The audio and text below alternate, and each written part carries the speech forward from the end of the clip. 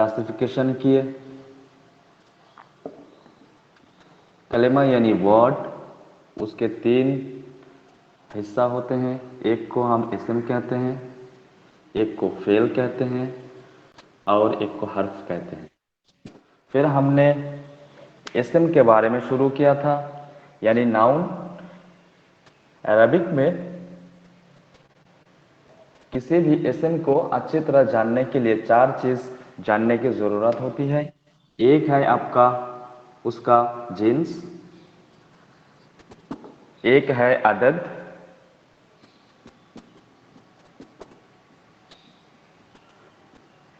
तीसरा है उसअत और चौथा है एराब। इन 4 चीजों के बारे में हमें जानना है। हमने जिन्स तो सीख लिए थे, जिन्स यानी मुजक्कर और मुअन्नस, ठीक है, कि वो चीज मुजक्कर है या मुअन्नस, ये हमने सीख लिए थे। मुअन्नस कैसे पता चलेगा? अगर उसके आखिर में राउंड ता हो तो वो मुअन्नस होगा, अगर जिस्म का हिस्सा हो वो भी पेयर में तो भी मुअन्नस होगा, ठीक है ना। कुछ लफ्ज ऐसे होते हैं जिनको अरब लोग मुअन्नस इस्तेमाल करते हैं, अरब लोग मुअन्नस इस्तेमाल करते हैं, लेकिन उनमें कोई निशानी नहीं होती। मान लो जैसे कि अकरब, मैंने लिखा अकरबुन। देखो आमतौर पर ये लगेगा कि मुजक्कर है, ना इसमें मुअन्नस की निशानी है, ता है, ना ये कोई जिस्म का हिस्सा है जो पेयर में हो, ना ये मुअन्नस हकीकी है यानी माँ बहन इस टाइप का। अकरब का मतलब होता है स्कॉर्पियन, ठीक है, स्कॉर्पियन बिच्छू। तो इसमें कोई मुअन्नस की निशानी नहीं है, फिर भी ये मुअन्नस है। हम इसको मुअन्नस क्यों कहेंगे? क्योंकि अरब लोग इसको मुअन्नस इस्तेमाल करते हैं, इसको मुअन्नस यूज करते हैं, इसलिए हम भी इसको मुअन्नस यूज करते हैं।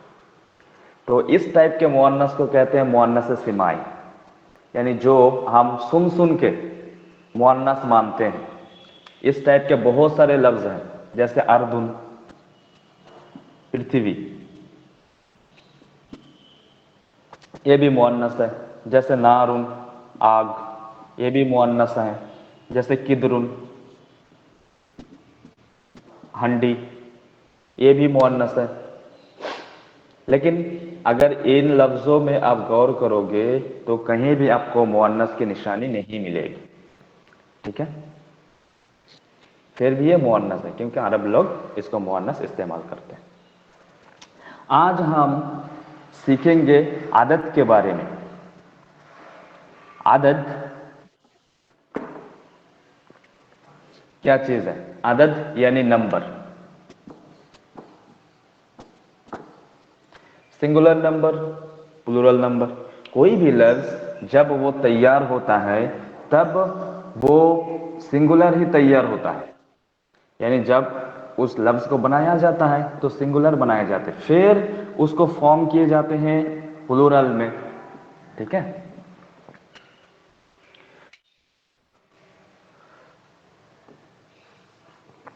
अदद, अरबिक में अदद सिंगुलर है जिसको हम कहते हैं वाहिद, प्लूरल है जिसको हम कहते हैं जमा, ठीक है।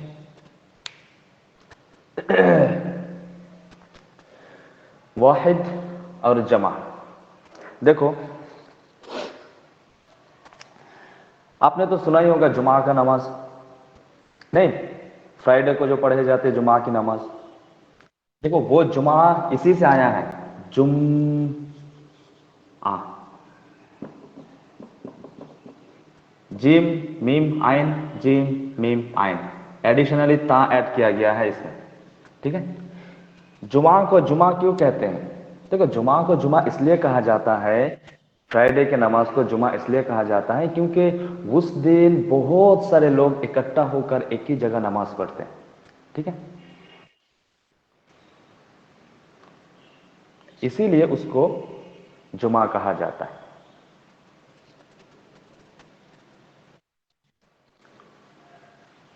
ये जुमा بہت پہلے اس کا ایجاد ہوا تھا، یعنی آپ کہو کہ اسلام کے بہت پہلے ہی یہ نام رکھے گئے تھے. یہ نام جو جمعہ یعنی یوم الجمعہ جو ہے فرائیڈے کو، یہ اسلام آنے سے بہت پہلے اس کا نام رکھا گیا تھا، تقریباً 500 ایئرس پہلے. ٹھیک ہے. ایک شخص تھا جس کا نام تھا لوئی، وہ قوم کا سردار تھا اور وہ اس ڈے کا نام جمعہ رکھا تھا.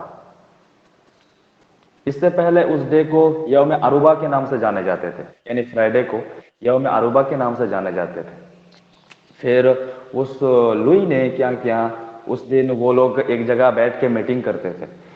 جیسے کہ ہمارے یہاں کلب ہوتے ہیں، کلب میں نوجوان جاتے ہیں اور بیٹھ کے میٹنگ کرتے ہیں کہ کس طرح انجام دیا جائے سوشل ایکٹیویٹیز کو. تو اسی طرح وہ لوگ بھی کیا کرتے تھے، اس دن اکٹھے ہو کر کوئی فیصلہ لیتے تھے، کوئی میٹنگ کرتے تھے کہ کس طرح معاشرے کو بڑھایا جائے، کس طرح فائنینشیل پرابلم کو دور کیا جائے. اس طرح وہ لوگ میٹنگ کرتے تھے. تو وہ اس دور میں اس دن کا نام تھا یوم عروبہ. پھر اس دن کا نام انہوں نے چینج کر کے یوم جمعہ رکھ دیا. ٹھیک ہے. پھر جب اسلام آیا، اسلام میں جمعہ کے نماز تو اسلام تو رسول پاک صلی اللہ علیہ وسلم جب مکے میں تھے تبھی تو اسلام کا آغاز ہوا، لیکن مکے کے دوران جمعہ فرض نہیں ہوا. مکے کے دوران جمعہ فرض نہیں ہوا. جب رسول پاک صلی اللہ علیہ وسلم ہجرت کی تیاری کر رہے تھے مکے سے مدینہ جانے کی، تب جمعہ ان پر فرض ہوا تھا. ٹھیک ہے. اور جمعہ فرض ہونے کا حکم تب آیا جب وہ آلریڈی مکہ سے نکل چکے تھے. مکہ سے نکل چکے تھے جب رسول پاک کوبا نام ایک جگہ پہ رکے تھے کچھ دن. پھر وہاں سے روانہ ہوئے بنی سالم کے وہاں پہنچے جو مدینہ کے قریب ہیں، بالکل مدینہ نہیں ہے، مدینہ کے قریب ہے. تو بنی سالم میں جب پہنچے تب جمعہ فرض ہوا. ٹھیک ہے. اس وقت رسول پاک کے جو صحابہ تھے مکے والے یعنی مہاجرین صحابہ، اور مدینہ والے صحابہ کو انصار کہا جاتا ہے. مکے والے صحابہ کو مہاجرین کہا جاتا ہے اور مدینہ والے صحابہ کو انصار کہا جاتا ہے. تو رسول پاک کے ساتھ مہاجرین کوئی نہیں تھے سوائے ایک کے، وہ تھا حضرت ابو بکر صدیق رضی اللہ عنہ، جو حضور پاک صلی اللہ علیہ وسلم کے ساتھ وہ اس غار میں بھی تھے، غار ثور میں ان کے ساتھ تھے ہجرت کے دوران، کیونکہ رسول پاک کے ہجرت کے ساتھی حضرت ابو بکر ہی ہوئے تھے. تو مہاجرین صحابہ کو رسول پاک کے ساتھ پہلی جمعہ پڑھنے کی توفیق نہیں ہوئی سوائے ایک کے، اور وہ تھا حضرت ابو بکر صدیق. تو یہ جو جمع ہے، جمع یعنی پلورل، تو واحد سنگولر، جمع پلورل، یہ تو ہمارے ہر گرامر میں ہے سنگولر اور پلورل. لیکن عربک میں ایک ایکسٹرا ہے، وہ ہے مثنی. یہ آپ کو انگلش میں نہیں ملے گا مثنی، لیکن بنگالی میں مل جائے گا مثنی. مثنی مثنی. ٹھیک ہے. এটা হচ্ছে দ্বিবচন, ওয়াহিদ এক বচন, মুসান্না দ্বিবচন, জামা বহু বচন. ওয়াহিদ সিঙ্গুলার, মুসান্না ডুয়েল, প্লুরাল, জামা প্লুরাল. ٹھیک ہے. سر جمعہ کا نماز فرض ہے؟ جمعہ کا نماز جی دیکھو، جمعہ کا نماز جو پڑھے جاتے ہیں وہ تو واجب ہے. ٹھیک ہے. جی لیکن یہی جمعہ جاننا فرض چاہتا ہے. تھا، کنفیوژن تھا تھوڑا سا. ہاں، جمعہ اور عیدین کے نماز تو واجب ہے، نماز یس. واجب ہے، لیکن نماز کا حکم جو ہے وہ فرض ہے. ٹھیک ہے. او یس. تو وہی سر آپ ایسے بول رہے تھے تو ہم تھوڑا سر کنفیوز ہو گئے کہ مطلب سر اچھا کے لیے اچھا. کنفرمیشن کے لیے. Okay sir. سر یہ دوبارہ ریپیٹ کر سکتے ہیں، میں نے مس کر دیا تھا. دیکھو، عدد ہم نے شروع کیے اسم کے دوسرا قسم، یعنی اسم کے بارے میں یعنی ناؤن کے بارے میں 4 چیز جاننے کی ضرورت تھی. ایک تھا جنس یعنی مؤنث اور مذکر، فیمینین اور مسکولین، اس کے بارے میں ہم نے کل بات کی تھی. آج ہم دوسرے قسم عدد کو لیے جس کا مطلب ہے نمبر. ٹھیک ہے. نمبر عربک میں کتنے ہیں؟ عربک میں نمبر 3 ہیں. ایک ہے واحد جس کو ہم سنگولر کہتے ہیں، دوسرا ہے مثنی جس کو ہم ڈوئل کہتے ہیں، और तीसरा है जमा, जिसको हम प्लूरल कहते हैं, ठीक है। वाहिद, मुसन्ना और जमा। कोई लफ्ज जब बनता है तब वो वाहिद ही होता है। अगर मैं कहूं कलम, सर आपका कलम, फुल बोर्ड नहीं दिख रहा। ओके, आप दिख रहे हैं? भाई लैंडस्केप कर लो ना, पोर्ट्रेट में नहीं दिखता है जल्दी। आप दिख रहे हैं? Yes sir, yes sir, yes sir. Okay. कलमुन, तो अगर मैं कहूं कलमुन, इसका मतलब क्या होगा? अ पेन, वन पेन, ठीक है। अगर मैं कहूं किताबुन, इसका मतलब क्या होगा? अ बुक, यानी वन बुक, ठीक है। अगर मैं दो बुक कहना चाहूं या फिर बहुत सारे बुक्स कहना चाहूंगा तो हमारे लिए फॉर्म को तब्दील करना पड़ेगा। आप समझ गए? तो आज हम सीखेंगे कि कैसे डुएल करते हैं और कैसे जमा करते हैं। तो देखो, सिंगुलर से डुएल बनाने का बहुत ही आसान तरीका है। सिंगुलर से किसी भी लफ्ज को सिंगुलर से अगर आप डुएल बनाओगे तो उसके लिए बहुत ही आसान तरीका है। वो तरीका क्या है कि किसी भी लफ्ज के आखिर में आनी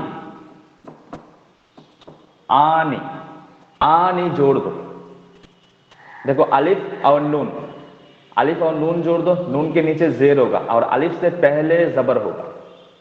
अलिफ से पहले जो अक्षर रहेगा उस पे जबर होगा और ये अलिफ और नून को एकदम एंड में जोड़ना है, आनी, ठीक है। मान लो आपके सामने है कलम,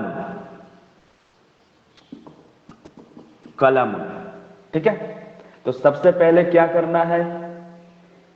कलम तो हम लिखेंगे, हाँ बोलिए। कलम। कलम आखिर में जोड़ना है, एंड में जोड़ना है। इस जबर को हम एंड लेटर पे देंगे, फिर अलिफ को इसके साथ जोड़ देंगे, फिर नून देंगे, नून पे जेर देंगे। तो कलमुन से क्या हो गया? कलमान। कलम एक पेन, कलमानी दो पेन, हो गया। मैं आपके लिए और एक मिसाल देता हूं, किताबुन। अगर इसको डुएल करना है, किताबुन एक किताब, अगर मैं कहना चाहूं दो किताब तो क्या कहेंगे? किताबानी। किताबानी, वेरी गुड, किताबानी हो गया हमारा दो किताब, ठीक है। वलादुन बॉय,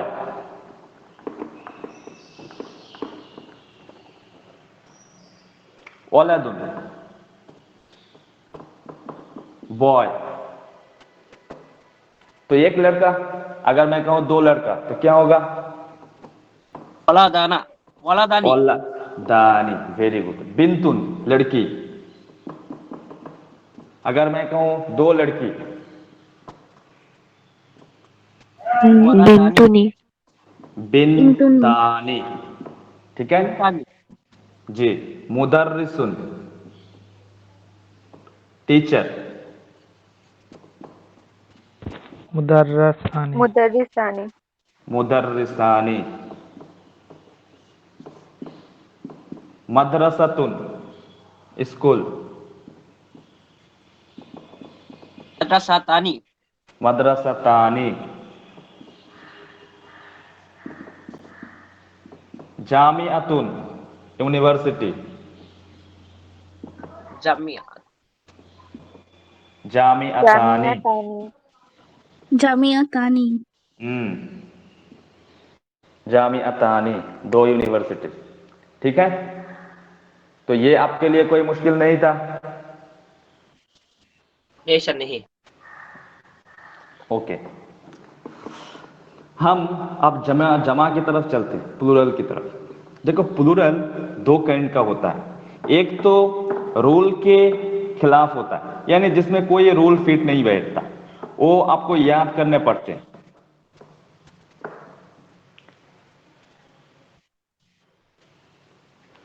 کوئی رولز نہیں ہوتا. جمع کے فردر دو کیٹیگریز ہو جاتے ہیں. ایک ہو جاتا ہے مکسر اور ایک ہو جاتا ہے سالم. مکسر وہ جمع ہے جس کا کوئی رولز ریگولیشن نہیں ہوتا. ہر ایک لفظ کا الگ الگ جمع بنے گا, پلورل بنیں گے الگ الگ. مثال کے طور پر اگر میں کہوں قلم, ایک پین, بہت سارے پین, تو اس کا جمع ہوگا اقلام. اگر میں کہوں کتاب, اس کا جمع ہوگا کتب.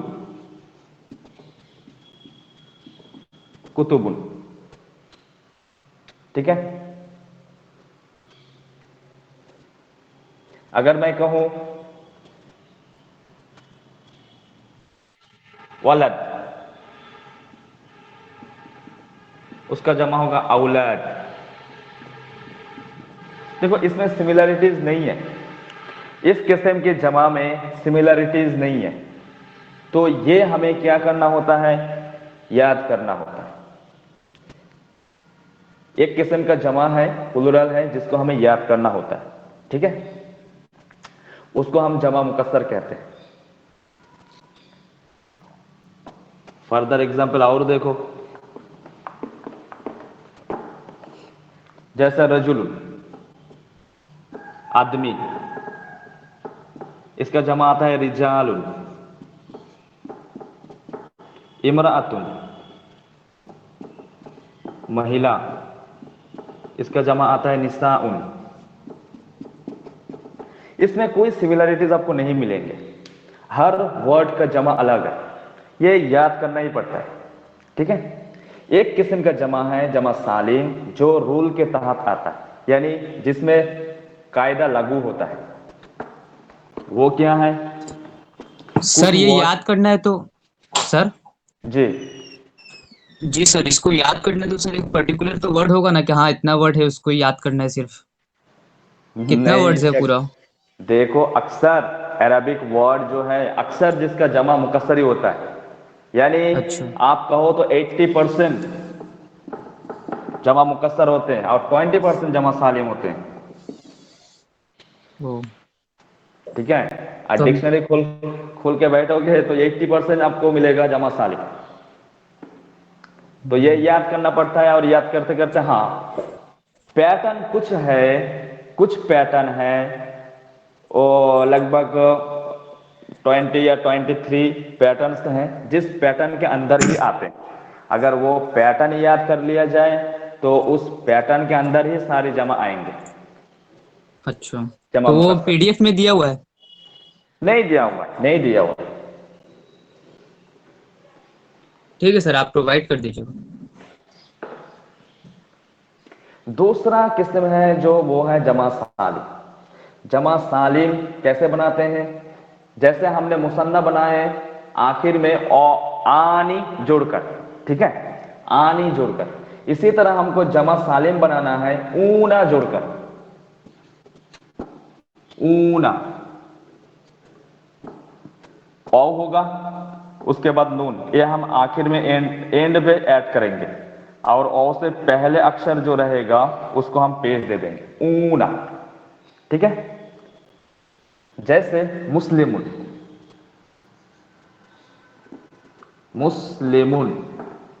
مسلمان, تو اس کا پلورل ہم کیا کریں گے؟ او نون جوڑ دیں گے, کیا ہو جائے گا؟ مسلمونا. جی مسلمون.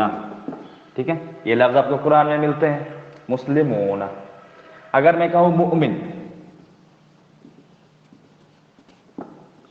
مؤمنون, مؤمنون مؤمنون.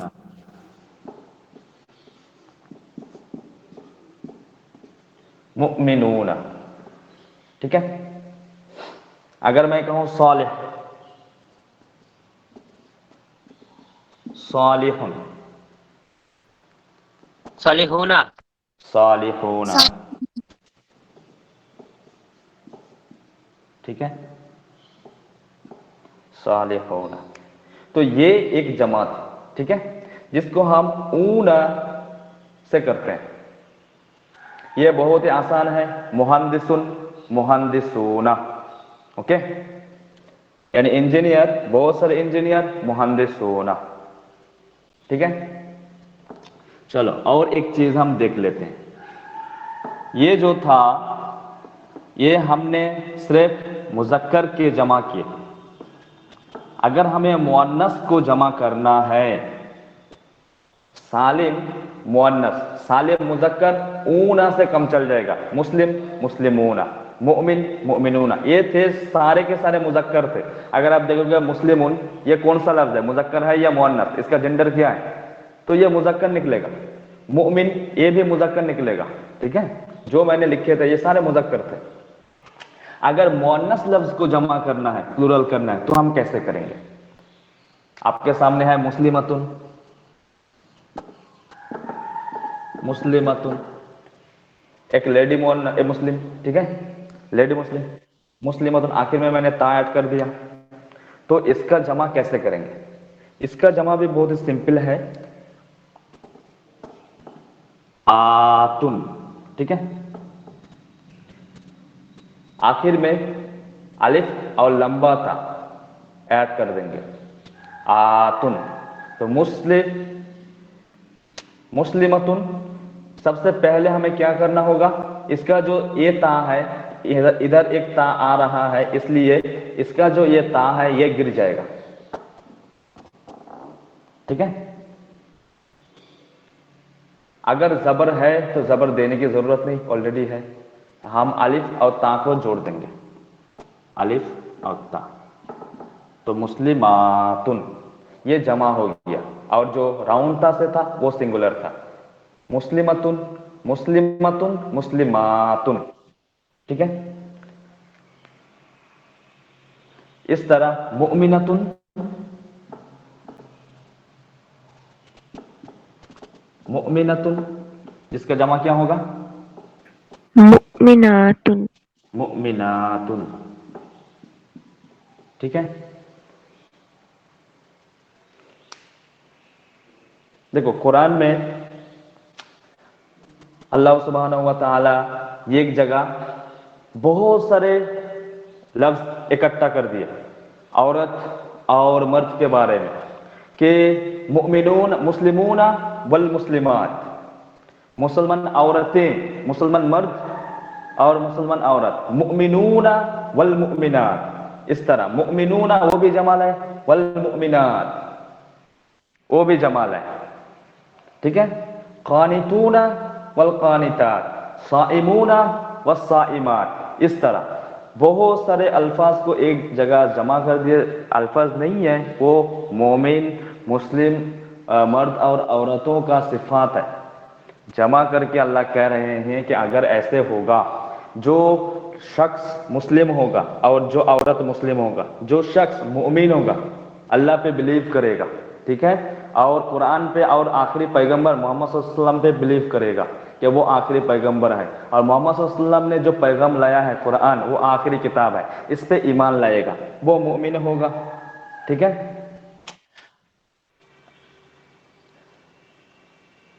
अगर इसी बिलीव पर कोई औरत है तो वो भी मुमिना होगी।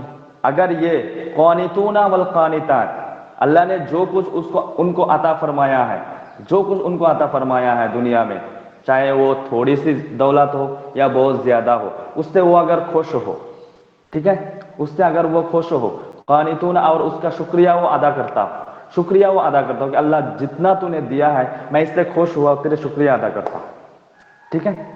तो ये हो गया कानितून। अगर इसी तरह कोई औरत हुआ, उसको जितना मिला है उससे वो खुश है और उसका शुक्रिया अदा करता है, तो वो कानितात हुआ। वस्साइमूना वस्साइमात, अगर वो ऐसे निकले कि वो शख्स रोजा रखता हो और वो औरत भी रोजे रखते हो, ठीक है। वस्साबिरूना वस्साबिरात, अगर उन पर मुसीबत आए और वो सब्र करता हो, यानी मुसीबत के वक्त सब्र करे, धैर्य धारण करे, ठीक है, तो उनके लिए, वो मर्द हो या औरत, ان کے لیے اللہ نے اجر رکھا ہے, لہم اجر, ان کے لیے اللہ نے پرائز رکھا ہے, جو پرائز بہتر ہے اس دنیا سے, جو پرائز بہتر ہے اس دنیا سے. آپ کو سمجھ میں آیا؟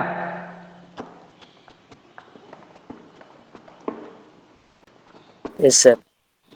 सर कुरान के नीचे जो माने दिया हुआ रहता है वो एकदम एग्जैक्ट हर वर्ड का मीनिंग रहता है क्या? देखो नहीं, हर वर्ड का मीनिंग नहीं रहता, ठीक है, हर वर्ड का मीनिंग नहीं रहता, लेकिन कोशिश किया जाता है कि हर वर्ड की मीनिंग आ जाए.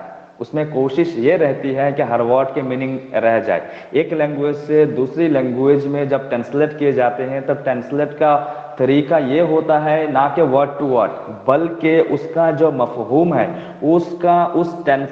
उसका जो सोच है, वो सोच को ट्रांसलेट करना. समझ में आए बात? Yes sir. तो कुरान में ध्यान रखा गया दोनों तरफ कि सोच का भी ट्रांसलेशन हो, यानी जो मफहूम इसमें बताया गया वो इंग्लिश में अगर ट्रांसलेशन की गई हो तो इंग्लिश में वो मफहूम आए. दूसरी बात कि इनमें जिन अल्फाजों का जिक्र किया गया उन अल्फाजों का ट्रांसलेशन भी आए. इन दोनों तरफ भी ध्यान रखे गए.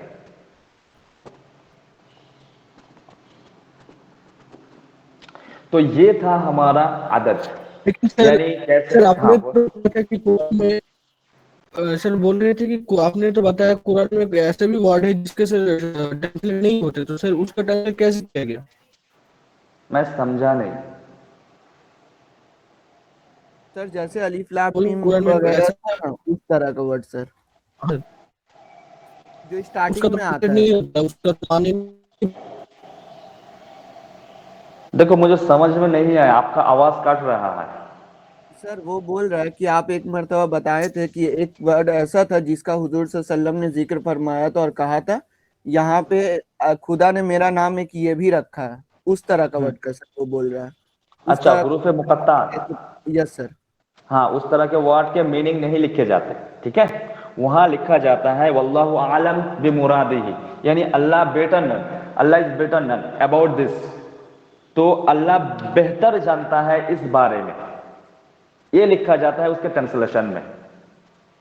उसके ट्रांसलेशन में वो नहीं लिखा जाता. हुरूफ मुक़त्ता कुरान में जितने हैं, अलिफ लाम मीम, अलिफ लाम रा, यासीन, स्वाद, अलिफ लाम मीम, स्वाद, काफ हा या आइन स्वाद, नून, जितने मिलेंगे आपको, हामीम, जितने आपको मिलेंगे, सारे के नीचे में आप देखेंगे तो वहां कोई ट्रांसलेशन नहीं लिखा गया. वहां लिखा गया है अल्लाह is better known about this, अल्लाह इस बारे में ज्यादा जानता है और बेहतर जानता है. और किसी जगह अगर तफसीर में आप पढ़ेंगे तो किसी जगह इंसान यानी मुफस्सिरीन ने कोशिश की है बताने की इसकी मुराद जो उनके सोच में आए थे.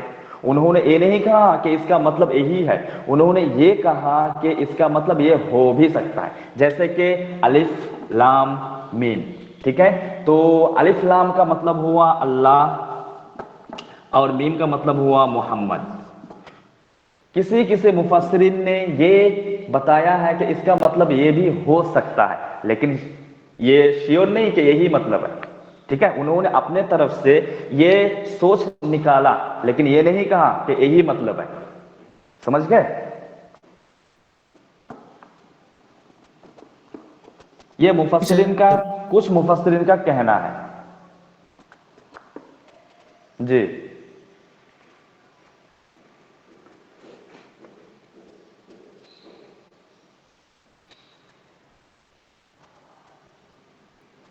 हेलो, यस सर आवाज आ रही है. हो गया सर शायद उसका डाउट क्लियर. ओके. तो हमारा नंबर भी क्लियर हो गया, ठीक है. मैं कुछ लफ्ज लिखता हूं और उसका तीनों फॉर्म बनाता हूं. देखो मैंने सबसे पहले लिखा मुस्लिमुन. बोलो इसका मुसन्ना क्या होगा? मुस्लिमान. मुस्लिमानी. इसका जमा क्या होगा? मुस्लिमून, ठीक है. हम जमा सालिम लेते हैं. मुस्लिमून। चलो इसका फीमेल वर्जन बनाते हैं, मुस्लिमतुन। मुस्लिमतुन फीमेल वर्जन बनाते हैं। मुस्लिमातूना। तो मुसन्ना क्या होगा? दो। मातूनी। सर मुस्लिमों का स्पेलिंग में कुछ कंफ्यूजन लग रहा है। ओ, मैंने उल्टा लिख दिया। हाँ, उल्टा ही लिख दिया। लम को अब हुआ, शुरू में लग दिया था। Yes sir, yes. मुस्लिमतुन, तो इसका मुसन्ना क्या होगा? मुस्लिमतानी।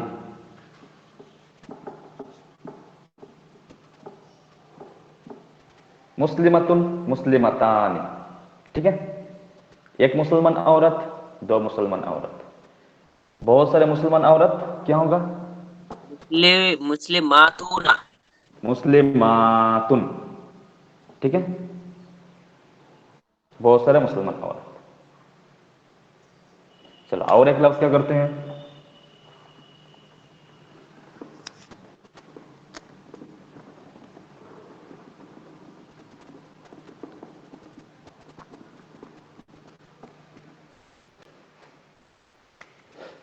साबिरुन, सबर करने वाला।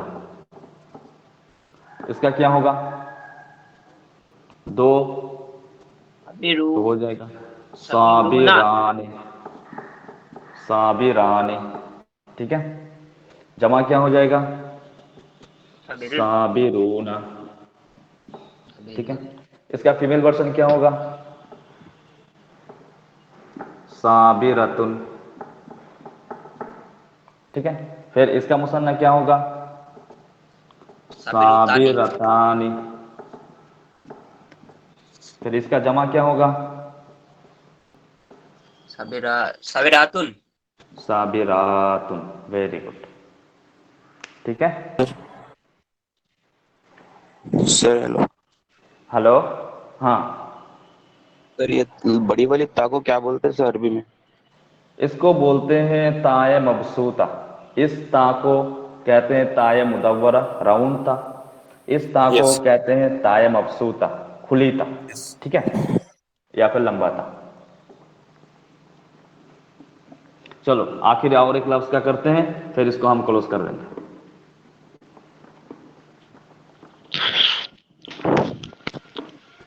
हेलो। जी, कोई क्वेश्चन है आपका? हेलो। सर जी सर सर एक बार थोड़ा सा दोनों समझा देंगे सर को तो हमको, ताई पढ़ेंगे तो कैसे पता चलेगा कौन सा? तीनों को एक देखो, बार थोड़ा सा। पढ़ने के वक्त कोई मुश्किल नहीं है, दोनों का प्रोनाउंसिएशन एक ही है। ठीक है, लिखने के वक्त मुश्किल है। सिंगुलर के साथ हम हमेशा राउंड ता लिखते हैं, लेकिन प्लूरल के साथ हम हमेशा लंबा ता लिखते हैं। ठीक है, ये फर्क सिर्फ लिखने के वक्त है, पढ़ने के वक्त नहीं है। पढ़ने का दोनों का प्रोनाउंसिएशन सेम है, एक ही है। सर जी, सर ये नंबर वाला 3 जो है, इसको थोड़ा सा फिर से समझा दीजिएगा थोड़ा सा। देखो नंबर जो होता है अरबिक में आदद नंबर को बोलते हैं। ठीक है, सिंगुलर को हम वाहिद बोलते हैं। डुअल फॉर्म जो अरबिक में एक्स्ट्रा है, डुअल फॉर्म को हम मुसन्ना बोलते हैं, और प्लूरल को हम जमा बोलते हैं। वाहिद, मुसन्ना, जमा। वाहिद यानी सिंगुलर, मुसन्ना यानी डुअल, और जमा यानी प्लूरल। ठीक है, कोई मुसन्ना भी मतलब लफ्ज। सर? जी, मुसन्ना मतलब? मुसन्ना मतलब डुअल, दो। ये हो गया आपका सिंगुलर। ठीक है, ये हो गया डुअल यानी दो। जी अगर सर। आप कहो कि एक चेयर, ठीक है, तो वो सिंगुलर होगा। अगर आप कहो एक नहीं दो चेयर, तो वो मुसन्ना हो गया। देखो इंग्लिश में दो की कोई कंसेप्ट नहीं है।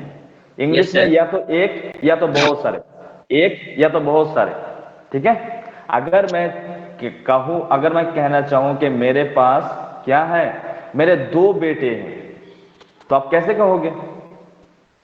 तो उसके लिए, या फिर मेरे दो भाई हैं, मेरे दो बहन हैं। ठीक है, तो आप कैसे कहोगे? तो अरबिक में क्या किया, एक भी, उनके नंबर में एक भी है, दो भी है, और जमा भी है। तो एक तो फॉर्मुलेटिंग है, ये तो फंडामेंटल है कि कोई भी लफ्ज जब बनता है तो वो ए वाहिद के फॉर्म में ही बनता है, फिर उसको मुसन्ना बनाया जाता है, फिर जमा बनाया जाता है। मुसन्ना कैसे बनाए जाते हैं इस बारे में हमने काफी बात की। आनी एंड में ऐड करना होता है तो मुसन्ना बन जाता है। जमा कैसे बनते हैं उसको भी हमने बात की। जमा दो तरह के होते हैं, एक सालिम एक मुकस्सर। जो जमा सालिम होता है उसके आखिर में औ नून जोड़ के यानी ऊना जोड़ के हम जमा बनाते हैं। अगर जो मुकस्सर है उसका कोई रूल रेगुलेशन नहीं है, वो हर लफ्ज का जमा अलग अलग होते हैं। फिर जो सालिम मुअन्नस होते हैं, सालिम अगर लफ्ज मुअन्नस हो जैसे कि मुस्लिमतुन तो उसका जमा बनते हैं आतुन के साथ। ठीक है सर, थैंक यू। सर जमा बनाने के लिए 3 और 3 से ज्यादा होना चाहिए, जमा बनाने यहाँ के दो लिए कॉन्सेप्ट नहीं है, तीन और 3 से ज्यादा होना चाहिए। ज्यादा जी, 3 या तो 3 से ज्यादा होना चाहिए। अगर 3 से कम हुआ, 2 हुआ तो उसके लिए तो फॉर्म है। Yes sir. ठीक है, तो नंबर के बारे में हो गया। सर एक क्वेश्चन है। बोलिए। सर अब सर जमा मुकस्सर में जैसे लास्ट में साउंड्स आ रहा है ऊना, और ये जमा सालिम मुअन्नस में जैसे साउंड आ रहा है आतुन लास्ट में, तो इन दोनों का साउंड अगर ना आए तो हम लोग ये कह सकते हैं कि वो जमा मुसक्खर है, जमा मुकस्सर है। मुकस्सर। हाँ, अगर ये दोनों का साउंड नहीं आया लास्ट में तो बिल्कुल कह सकते हैं, अगर यस आपको पता हो कि वो लफ्ज जमा है। जी, वही पूछना था। ठीक, बिल्कुल बिल्कुल बिल्कुल आप कह सकते हो। ठीक है, जैसे कि मैंने कहा अर्रिजालु, कुरान का आयत है,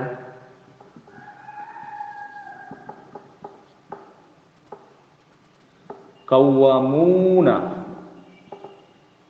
अलन निसाई।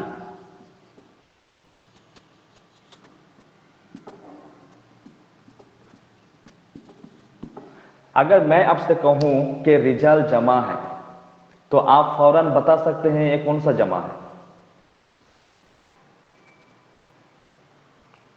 बता सकते हैं? देखो ये औ नून के कैटेगरी में तो नहीं आ रहा है, तो आपको पता औ नून और आतुन के कैटेगरी में नहीं आ रहा है, तो रिजाल अगर जमा है तो कौन सा जमा होगा? वाहिद। ये जमा होगा, ये प्लूरल होगा, जमा मुकस्सर के कैटेगरी में आएगा। ठीक है, दूसरी तरफ देख लो, कव्वामूना, इसके आखिर में औनून है तो हम कह सकते हैं कि ये जमा सालिम है। ठीक है, अगर मैं कहूं निसा ए भी जमा है तो आपको फौरन पता चल जाएगा कि ए भी मुकस्सर है, क्योंकि इसके आखिर में ना औनून है ना आतुन है। समझ गए? तो यहां से पता चलता है, आपने जो कहा बिल्कुल सही, कि अगर आखिर में औनून और आतुन ना पाया जाए और वो लफ्ज प्लूरल हो तो हम समझ सकते हैं कि ये जमा मुकस्सर है। ठीक है, कुरान में कहा गया है अर्रिजालु कव्वामूना अलन निसा, आदमी लोगों को प्रायोरिटी दी गई है लेडीज लोगों पर। ठीक है, आदमी लोगों को ज्यादा ताकतवर बनाया गया है लेडीज लोगों से, यानी आदमी लोग ज्यादा ताकतवर होते हैं। इस आयत का मफहूम कभी कभार हम गलत समझते हैं। कैसे? कभी कभार हम समझते हैं कि रिजाल को यानी मैन को ज्यादा पावर है वुमेन के निस्बत, वुमेन के निस्बत मेन को ज्यादा पावर है, और मेन चाहे तो वुमेन को मार सकते हैं, मेन चाहे तो वुमेन पर ज्यादती कर सकते हैं, ये उनको पावर दी गई है, ये कुरान का आयत है। लेकिन ऐसी बात नहीं है। कुरान का जो आयत है, कुरान का जो मफहूम है, रिजाल कव्वामून अलन निसा, रिजाल को ये प्रायोरिटी दी गई। इसका मतलब ये नहीं कि उनको उन पर जबरदस्ती करने की, नहीं, उनको ये ज्यादा जिम्मेदारी दी गई। देखो, ज्यादा ताकत रिजाल को दी गई है इसलिए कि उन पर ज्यादा जिम्मेदारी, एक एक्स्ट्रा जिम्मेदारी दी गई है जो कि लेडीज को वो जिम्मेदारी नहीं दी गई। एक लेडीज के जिम्मा में ये नहीं है कि वो रोजगार करे और अपने शौहर को खिलाए, माँ बाप को खिलाए, बच्चों को खिलाए। ये जिम्मेदारी लेडीज पर नहीं है, अल्लाह ने ये जिम्मेदारी लेडीज को दी ही नहीं। ये जिम्मेदारी एक मर्द को दी है, एक लड़के को दिया है कि ये जिम्मेदारी तुम्हें उठानी है, तुम्हें पैसा कमाना है, रोजी कमानी है, अपने माँ बाप का देखभाल करना है, उनको खिलाना है, बीबी को खिलाना है, बच्चों को भी खिलाना है। ये जिम्मेदारी एक लड़के को दी गई, ना कि एक लड़की को। तो ये एक्स्ट्रा बोझ लड़के पर है, इसलिए कहा गया कि जो लड़के लोग होते हैं उनको ज्यादा जिम्मेदारी दी गई है एक लेडीज की निस्बत। ठीक है, तो कभी कभार इसका ट्रांसलेशन जो होता है, इसका मफहूम जो समझाया जाता है वो हमारे मुआशरा में गलत समझाया जाता है कि लेडीज लोगों से ज्यादा पावर दी गई है आदमी लोगों को, यानी आदमी लोग लेडीज लोगों को मार सकते हैं। नहीं, हदीस में रसूल पाक सल्लल्लाहु अलैहि वसल्लम ने जो कहा है कि तुम अगर तुम्हारी बीवी तुम्हारी नाफरमानी करे तो तुम पहले उनको समझाओ, उनको पहले समझाओ, मोहब्बत से, प्यार से समझाओ। अगर फिर भी वो समझे ना, अगर ना समझे तो तुम उनको, उनके पेरेंट्स को कहो, यानी उनके जो बड़े हैं तो बड़ों से कहो। बड़ों से बातचीत करने के बाद भी अगर वो ना सुधरे, अगर वो बाज ना आए, अगर वो तुम्हारी बात ना माने और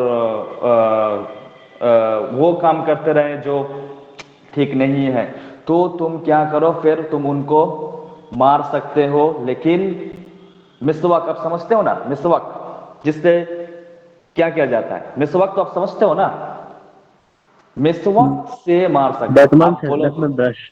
हाँ, टूथब्रश, मिसवाक बोलो, आप बोलो मिसवाक से कैसे मार सकता है एक आदमी। और दूसरी जगह रसूल पाक सल्लल्लाहु अलैहि वसल्लम ने कहा कि तुम कभी भी अपने बीबी को इस तरह मत मारो कि उसके जिस्म पर दाग रह जाए मारने की। यानी अगर तुम उसे, अगर वो तुम्हारी बात नहीं मानती है, नाफरमानी करती है, तो तुम मार सकते हो, ये इजाजत दी गई है। लेकिन उस वक्त जब उसके पहले दो कंडीशन तुम पूरा कर लो। एक, उसको मोहब्बत से समझाओ, फिर अगर वो ना माने तो फिर पेरेंट्स को बुलाओ, फिर अगर इससे काम ना बने तो तीसरी बार तुम तीसरी जगह ये काम कर सकते हो, मार सकते हो। फिर भी इस तरह नहीं, ये उसके चेहरे को नहीं मार सकते और कोई डंडे वगैरह से नहीं मार सकते और इस तरह भी नहीं मार सकते कि उसके जिस्म पर दाग रह जाए मारने की। ठीक है, तो ये जो गलत फहमी है कि रिजाल को ताकत दी गई है निसा पर कि वो मार सकते हैं, ये बिल्कुल गलत है। ठीक है, इसका मतलब ये है कि रिजाल को ज्यादा पावर दी गई है, उसका मतलब है ज्यादा जिम्मेदारी दी गई है निसा के निस्बत करना है। जानते हो, अगर कोई लेडी अगर चाहे तो वो अपना कमाई कर सकता है। ठीक है, एक लेडी चाहे, शरीयत ने, इस्लाम ने उसको प्रायोरिटी दी है कि तुम काम कर सकते हो। ठीक है, कमाई कर सकते हो। वो लेडीज अगर चाहे अपने कमाई में से अपने हस्बैंड को ना दे तो नहीं दे सकता। अगर वो चाहे मैं अपनी कमाई अपने पेरेंट्स को भी नहीं दूंगा तो भी वो नहीं दे सकता, अपने बच्चों को भी नहीं दूंगा तो भी वो नहीं दे सकता। इसके लिए कोई गुनाह नहीं होगा। लेकिन अगर एक मर्द कमाई करता है, अगर वो चाहे कि मैं अपने पेरेंट्स को नहीं दूंगा तो उसका गुनाह होगा। अगर वो चाहे कि मैं अपने बीबी को नहीं दूंगा तो उसका, औलाद को नहीं दूंगा तो उसका भी गुनाह होगा, क्योंकि ये जिम्मेदारी मर्द पर दी गई है कि ये तुम्हारी जिम्मेदारी है, इसका बोझ तुम उठाओ, ना के औरतों पर। ठीक है,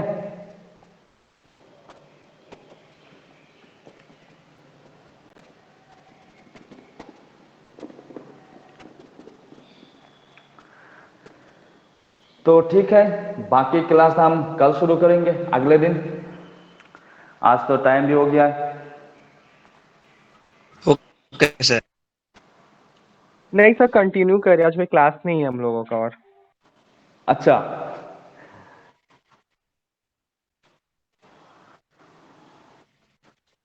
कंटिन्यू करूं?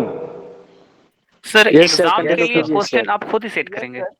जी, क्वेश्चन के बारे में ना मुझे कुछ नहीं बताया गया। मैं एक बार सर से पूछ लूंगा कि क्वेश्चन मुझे सेट करना है या यूनिवर्सिटी सेट करेगा। मुझे इस बारे में कुछ नहीं पता है अभी तक। तो सर क्वेश्चन चेक आप करेंगे आंसर? ये भी मुझे नहीं पता है। Okay sir. सर जो अगर जी इस्लामिक स्टडीज में सवाल आता है, वो जो आप पहले स्टार्टिंग में थोड़ा बहुत बोलते हैं वो आएगा, या तो फिर आप अलग से नोट्स प्रोवाइड कीजिएगा? मैं क्या करूं, हर लेक्चर के शुरू में थोड़े वक्त इसमें रखूं?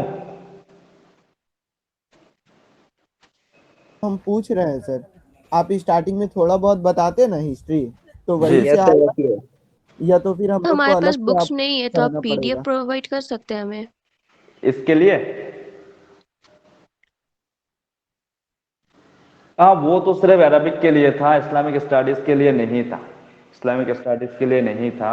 इस्लामिक स्टडीज के लिए जो बुक आपके सिलेबस में दिए गए हैं, वो सारे बुक तो मेरे पास है ही भी नहीं।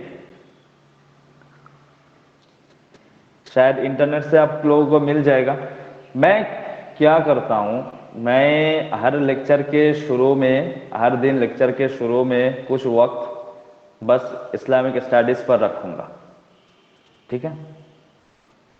हाँ सर, ये बेहतर रहेगा, यही सर। करिए। जी। और जो टॉपिक वहाँ दिए गए वहाँ से हम शुरू करेंगे। ठीक है? चलो आज एक काम कर लेते हैं, जो फंडामेंटल ईमान के बारे में और इस्लाम क्या है, ईमान क्या है, ये मैं एक दिन बताया था। और उसके लिए एक हदीस भी मैंने पेश की थी कि इस्लाम है क्या और ईमान है क्या, दोनों में फ़र्क क्या है। ठीक है?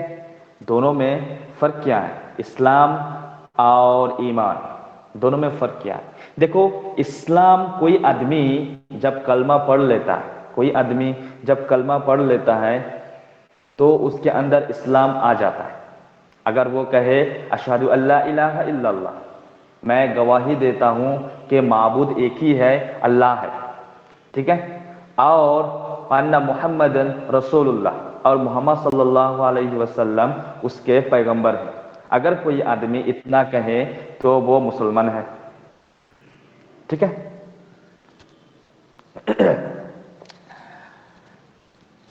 दूसरी बात, ईमान और इस्लाम, इसमें फर्क क्या है?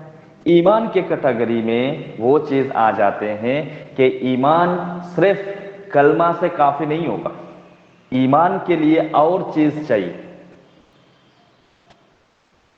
ईमान के लिए और चीज चाहिए। वो क्या है? ईमान नंबर 1 गायब पर होना चाहिए, यानी अल्लाह पर। अल्लाह पर होना चाहिए ईमान के, अल्लाह एक है। ठीक है? उसका कोई आकार नहीं है,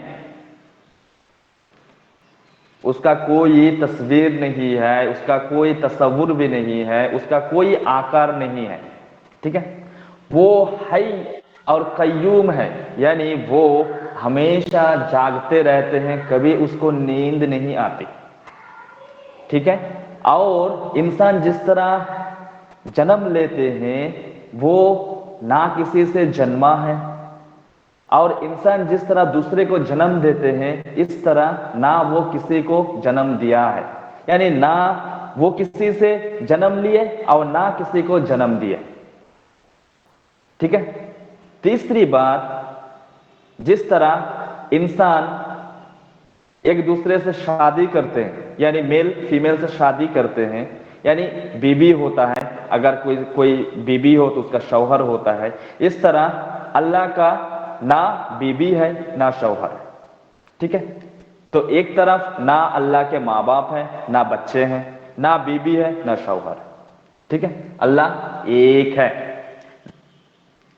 जिस तरह इंसान मर जाते हैं उस तरह अल्लाह कभी नहीं मरते, यानी वो चिरंजीव है,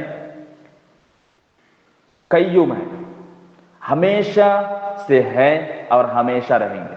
یہ تصور ہونا چاہیے ایمان کے لیے. دوسری محمد صلی اللہ علیہ وسلم.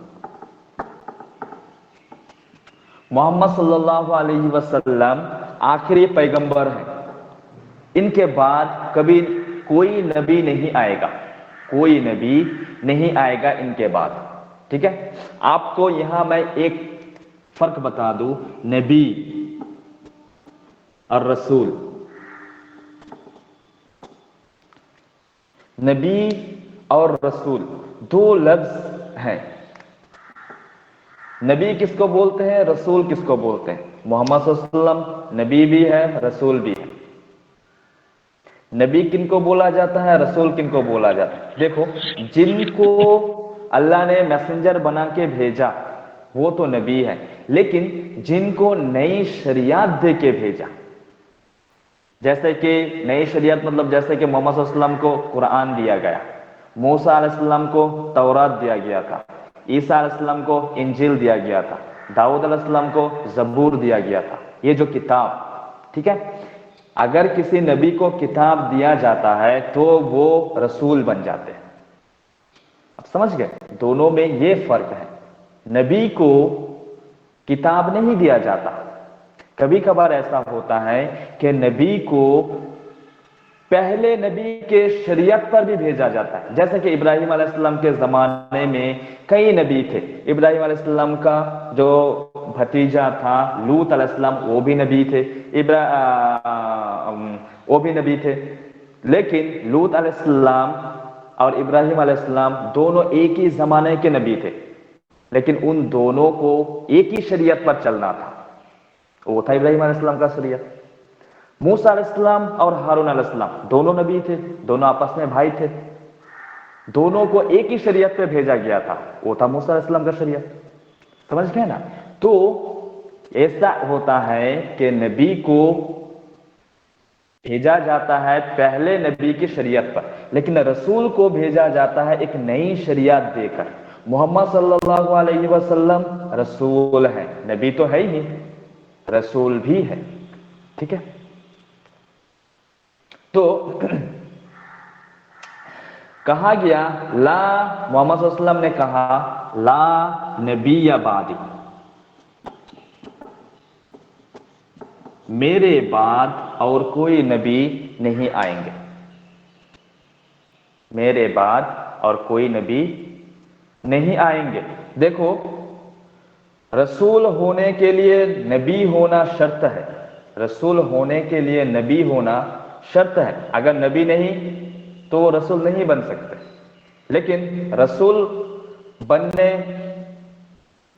نبی بننے کے لیے رسول ہونا شرط نہیں ہے. نبی ہونے کے لیے کہ کوئی بھی نبی ہو اور وہ رسول بھی ہو, یہ شرط نہیں ہے. وہ نبی رسول ہو بھی سکتا ہے, نہیں بھی ہو سکتا ہے, لیکن ہر رسول نبی ہوتا ہے. ٹھیک ہے, تو محمد صلی اللہ علیہ وسلم نے اسی لیے نبی لفظ کا استعمال کیا اور کہا لا نبی یا بعدی, میرے بعد کوئی نبی نہیں آئیں گے, میں ہی آخری پیغمبر ہوں. ٹھیک ہے, یہ تھا احمد قدیانی. قدیانی نے کہا کہ غلام احمد قدیانی جس کو آپ جانتے ہیں, اس شخص نے کیا کہا کہ اس نے کہا میرا نام لا ہے, میرا نام کیا ہے, لا ہے. آسمان میں اس میں فی السماء لا, میرا نام آسمان میں لا ہے. اور وَأَنَا نَبِيٌّ بَعْدَهُ, اس نے اس کو اس طرح ٹرانسلیشن کیا, لا نبی بعدی, لا کے نام پر ایک نبی آئے گا جو میرے بعد آئے گا. یہ محمد صلی اللہ علیہ وسلم کا کہنا ہے. یہ کس نے کہا؟ غلام احمد قدیانی نے. انہوں نے اس کا ٹرانسلیشن, لا کا ٹرانسلیشن ہوتا ہے نو, یعنی میرے بعد کوئی نبی نہیں آئیں گے, یہ ٹرانسلیشن ہے. محمد صلی اللہ علیہ وسلم کا کہنا بھی یہی ہے, لیکن غلام احمد قادیانی نے اس کو اس طرح چینج کیا, لا از اے نیم, لا از اے نیم. ٹھیک ہے, اگر یہ نیم ہو گیا تو نبی یا بعد, یعنی لا نام سے ایک نبی آئے گا جو میرے بعد آئے گا. اس طرح اس نے اس کو ٹرانسلیٹ کیا اور کہا کہ میں بھی نبی ہوں. یہ غلام محمد قادیانی محمد صلی اللہ علیہ وسلم کے بعد آئے, محمد صلی اللہ علیہ وسلم کے بعد کے آدمی ہیں, اور وہ نبی کا دعویٰ کیا تھا, ٹھیک ہے, جو غلط ثابت ہوا تھا.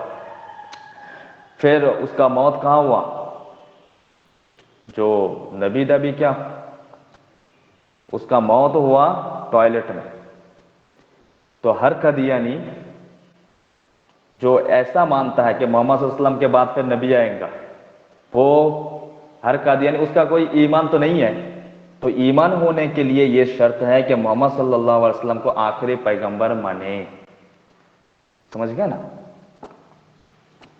محمد صلی اللہ علیہ وسلم کو آخری پیغمبر ماننا یہ شرط ہے ایمان کے لیے.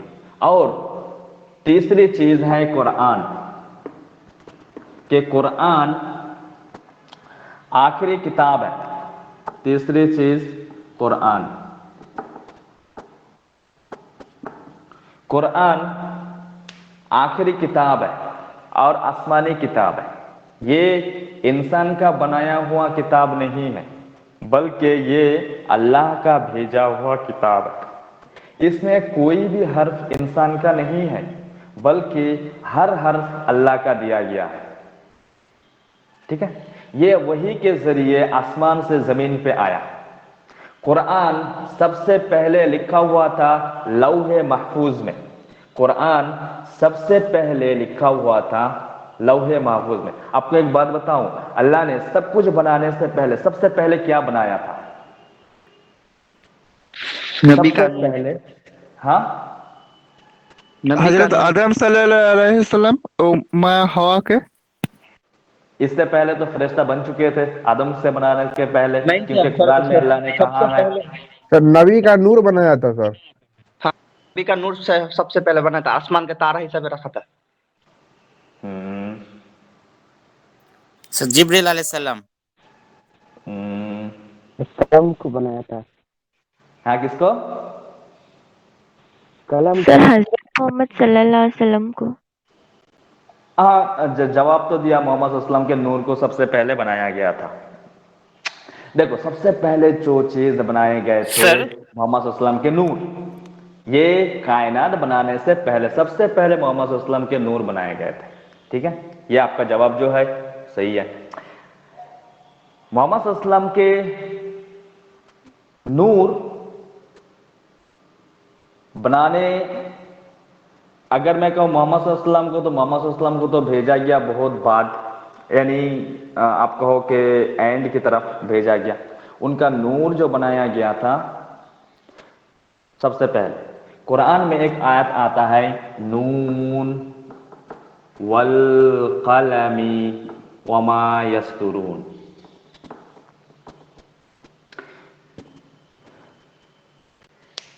یہاں اس آیات کے تفسیر میں مفسرین کہتے ہیں کہ اللہ کا بنایا ہوا چیز سب سے پہلے جو تھا وہ تھا پین, قلم. سب سے پہلے اللہ نے قلم کو بنایا. قلم کو بنانے کے بعد اللہ نے کہا کہ جو کچھ ہوگا سب کچھ لکھ ڈالو, حکم دیا. پھر قلم نے سارے چیز جو کچھ ہوگا سب کچھ لکھ ڈالا. کب ہوگا, کیسے ہوگا, کیا ہوگا, سب کچھ لکھ ڈالا. یہاں تک کہ قرآن بھی لکھ ڈالا. ٹھیک ہے, تو یہ قرآن سب سے پہلے کہاں لکھے ہوئے تھے؟ لوح محفوظ میں.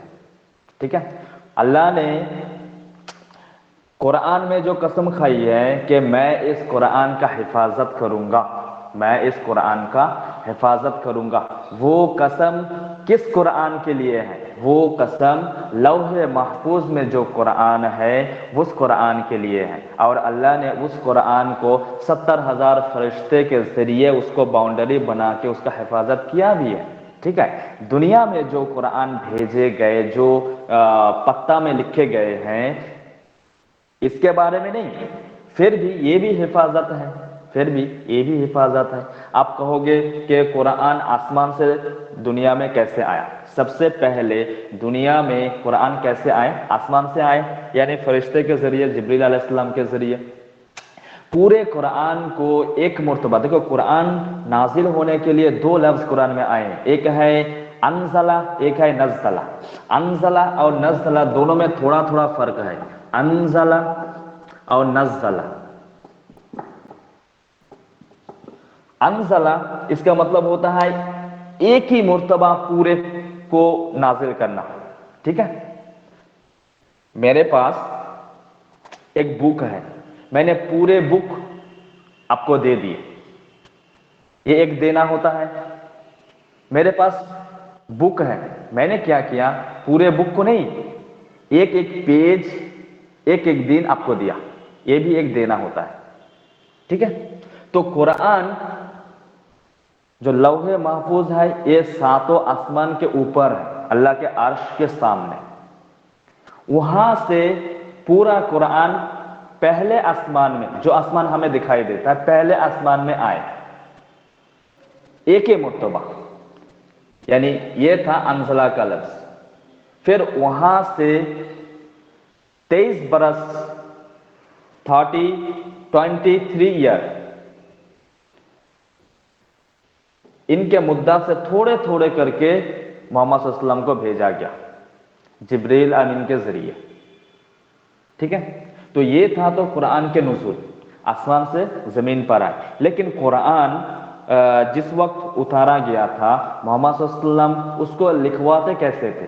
محمد صلی اللہ علیہ وسلم کے پاس بہت سارے 40 کے اوپر ایسے صحابہ تھے جو قرآن کو نوٹ کرتے تھے.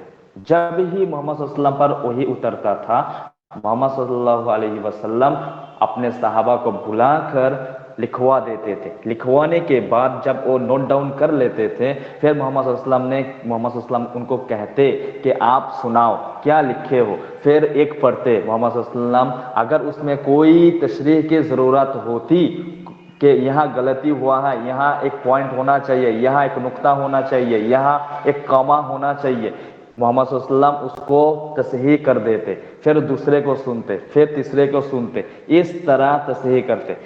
تو پہلے زمانہ میں یعنی صحابہ کے زمانہ میں جب قرآن لکھا گیا تھا، تب صحابہ نے، تب تو پیج نہیں تھی، کس چیز پر لکھتے تھے؟ وہ یا تو پتھر پر لکھتے تھے. زیادہ تر انہوں نے جس چیز کا استعمال کیا تھا وہ تھا چمڑا.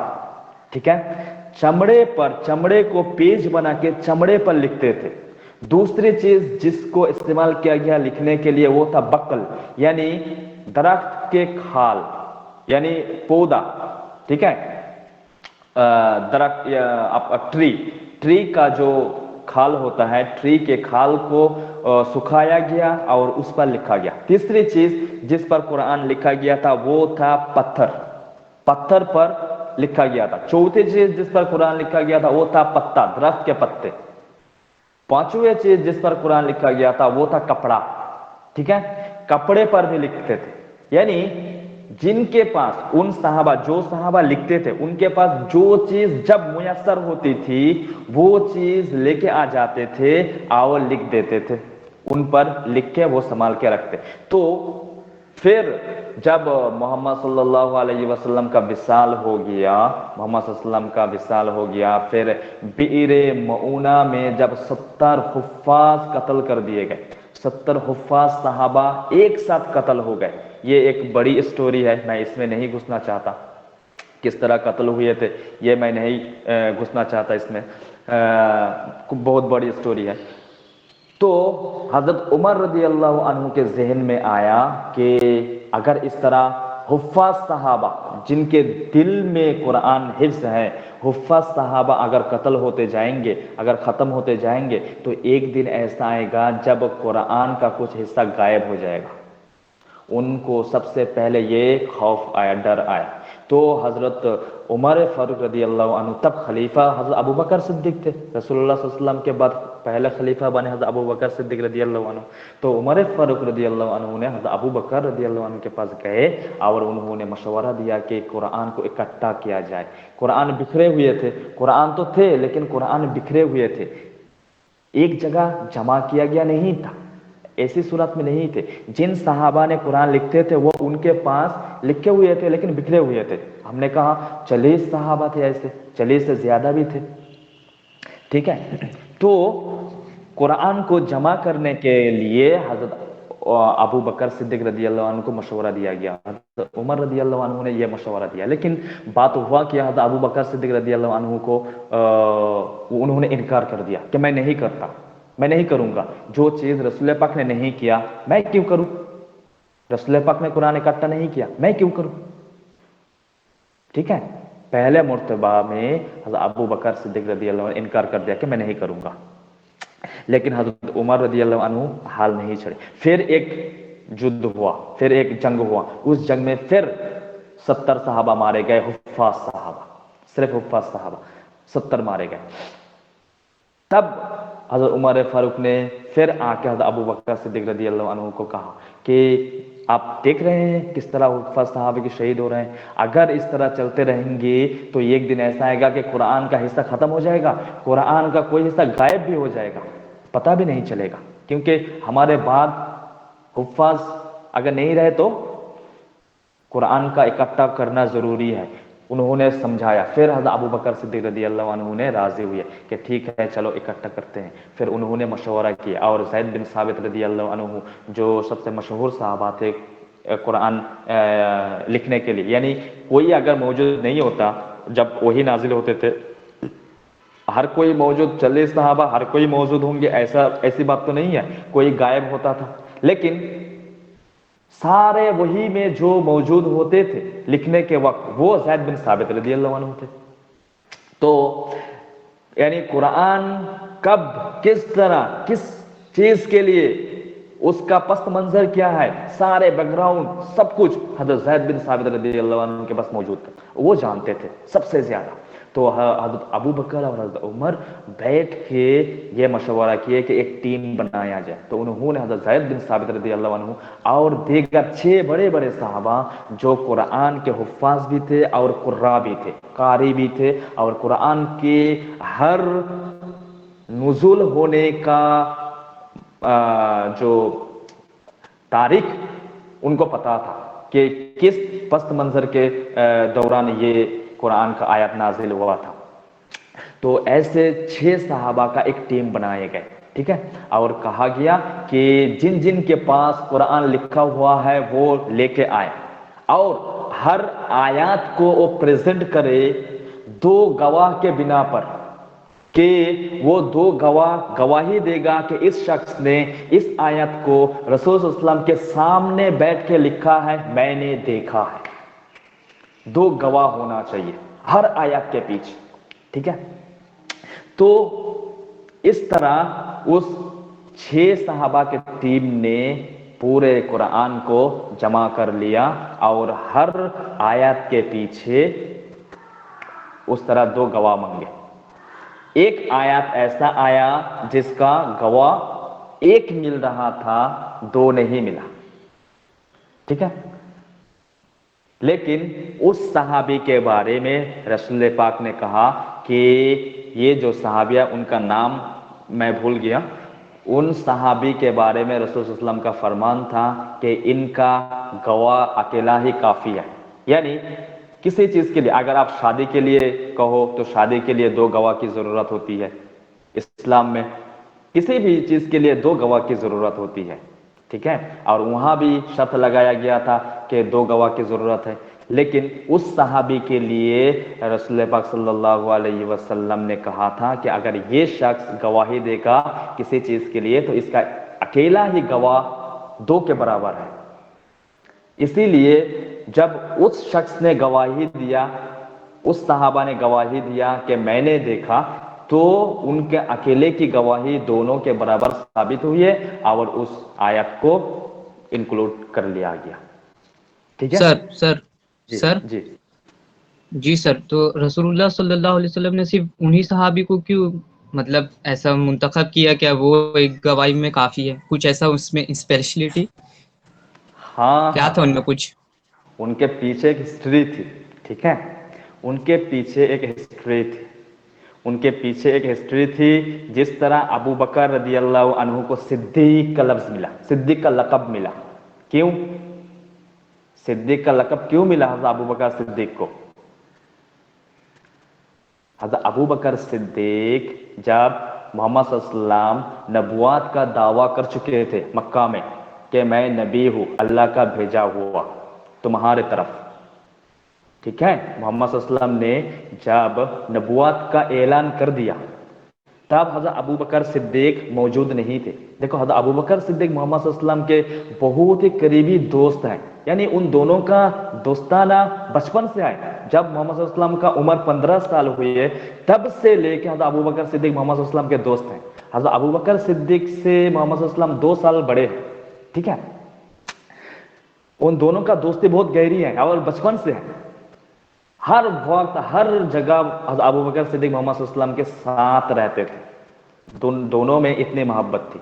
تو محمد صلی اللہ علیہ وسلم جب دعویٰ کر چکے تھے میں نبی ہوں, اس وقت حضرت ابو بکر صدیق موجود نہیں تھے, ٹھیک ہے, شام میں تھے. شام سے جب واپس آیا تو لوگوں نے ابو بکر صدیق کو کہا کہ تمہارے دوست جاؤ دیکھو کیا کر رہا ہے, کہہ رہا ہے کہ میں نبی ہوں. ابو بکر صدیق نے تب کہا کہ محمد صلی اللہ علیہ وسلم ایسا کہہ رہا ہے, تو لوگوں نے کہا ہاں. تو ابو بکر صدیق اس وقت کہا کہ میں گواہی دیتا ہوں اگر وہ کہہ رہا ہے کہ وہ نبی ہے تو وہ نبی ہی ہے, ٹھیک ہے. اس لیے اللہ کی طرف سے ابو بکر صدیق کو لقب ملا صدیق کا. صدیق مطلب تصدیق کرنے والے, سچ کو ایکسپٹ کرنے والے. یہ جو صحابہ تھے ایک جگہ محمد صلی اللہ علیہ وسلم ایک فیصلہ کیا تھا, یعنی ایک اونٹ کو لے کر 2 آدمی کے درمیان بحث ہوئی تھی کہ یہ اونٹ میرا ہے, ٹھیک ہے. محمد صلی اللہ علیہ وسلم کے پاس فیصلہ آیا, محمد صلی اللہ علیہ وسلم نے فیصلہ کر دیا, لیکن وہ جو فیصلہ ہوا تھا وہ مسلم کے خلاف گیا تھا. ایک یہودی کے فیصلہ ایک یہودی کی طرف گیا تھا, اور یعنی 2 جو شخص, ایک یہودی تھے ایک مسلمان تھے, لیکن وہ فیصلہ مسلمان کے خلاف گیا تو مسلمان نے مانا نہیں, ٹھیک ہے. پھر وہ کیا ہوا, اس وقت وہ صحابہ وہاں آئے, ٹھیک ہے. وہ صحابہ تو وہاں کیا ہوا, سارے لوگ محمد صلی اللہ علیہ وسلم پر پریشر ڈالنے لگے کہ تم نے جو فیصلہ کیا یہ غلط کیا, ٹھیک ہے, کیونکہ وہاں کے لوگ جو تھے وہ یہود تھے.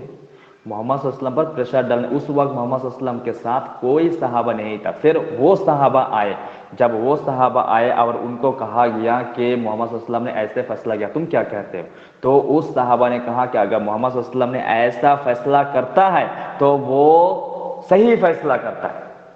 گواہی دی تھی اور ان کے اکیلے کے گواہی نے اس وقت مان لیے گئے اور سارے چپ ہو گئے.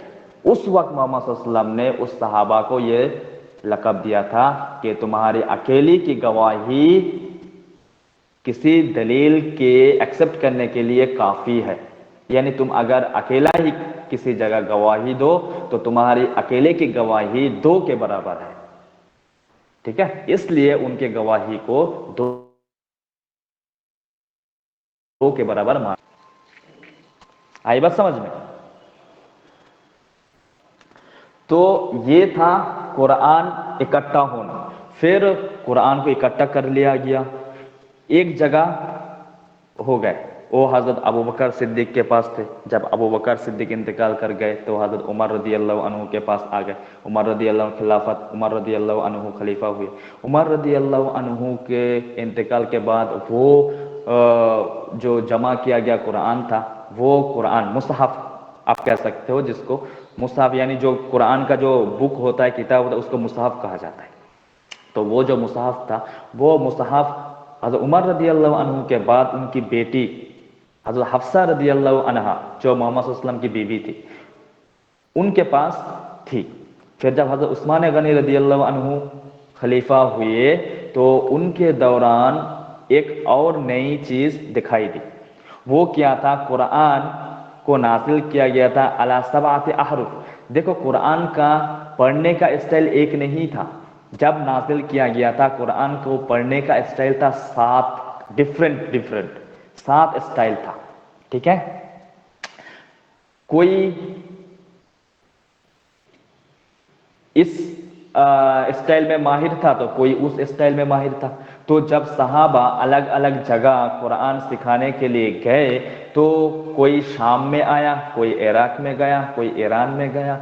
शाम में जो आया उनका एक स्टाइल हो गया, इराक में जो गए उनका एक स्टाइल हो गया। इस तरह स्टाइल अलग अलग होते गए।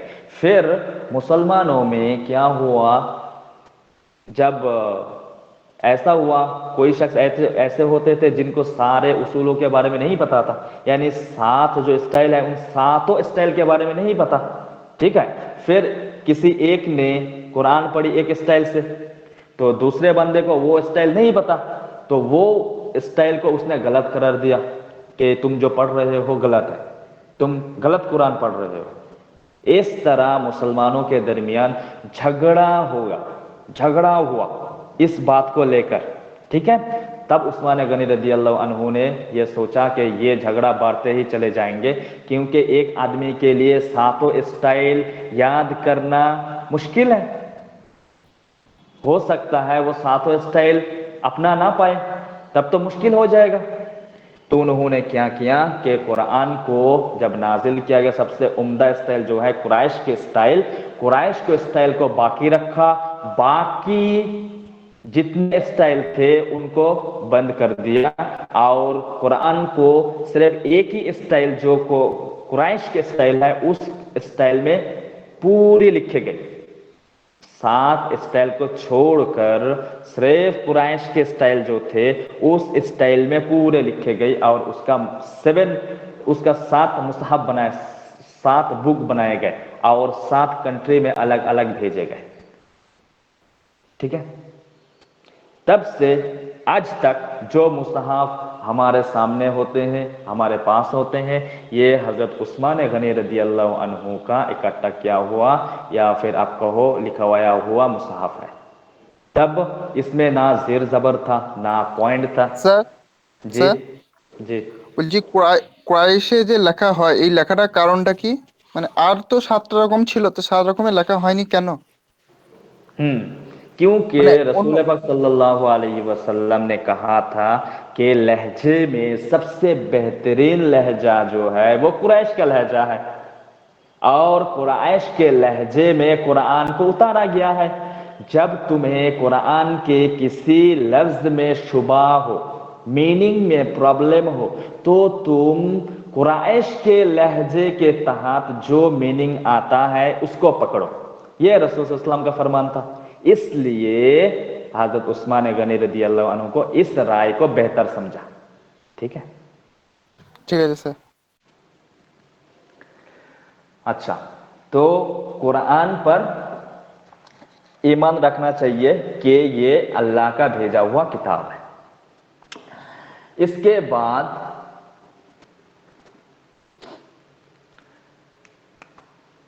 सिर्फ कुरान नहीं, आसमानी और जो किताब है तौरात, ज़बूर,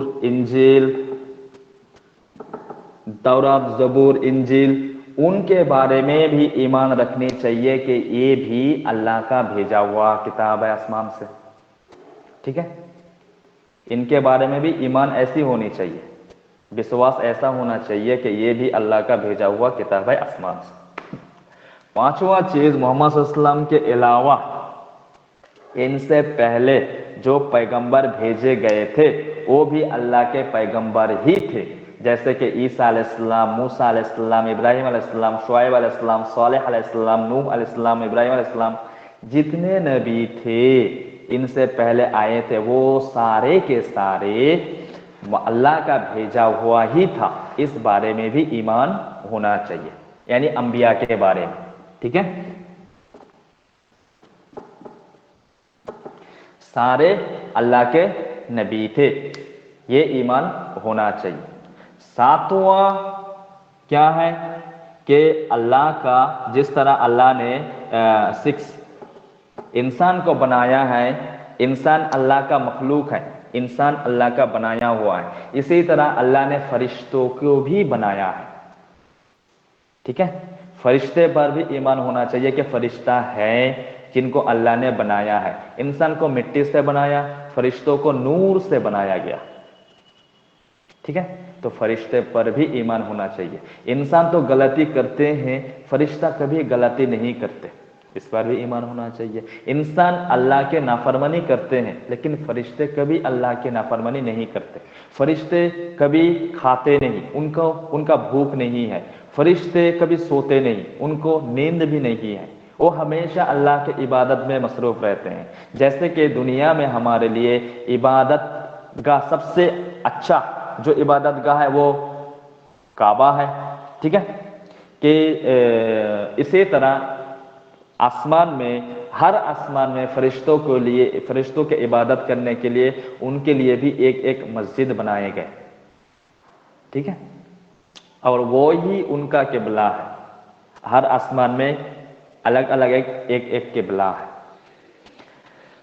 तो वो है मलाइका,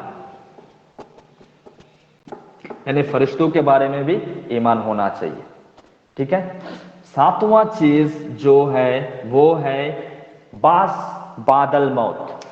बास बादल मौत क्या है?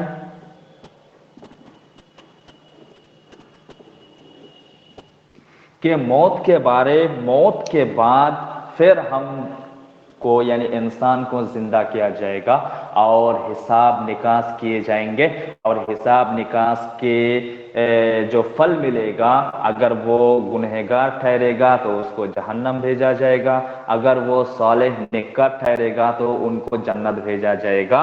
ये होगी, हिसाब होगा, इस पर भी ईमान होना चाहिए, ठीक है। किसी किसी को ईमान है, किसी किसी का विश्वास इस तरह है। मैं कल ही एक लेडी से बात कर रहा था जो हिंदू मजहब से था, जो मेरा स्टूडेंट भी है।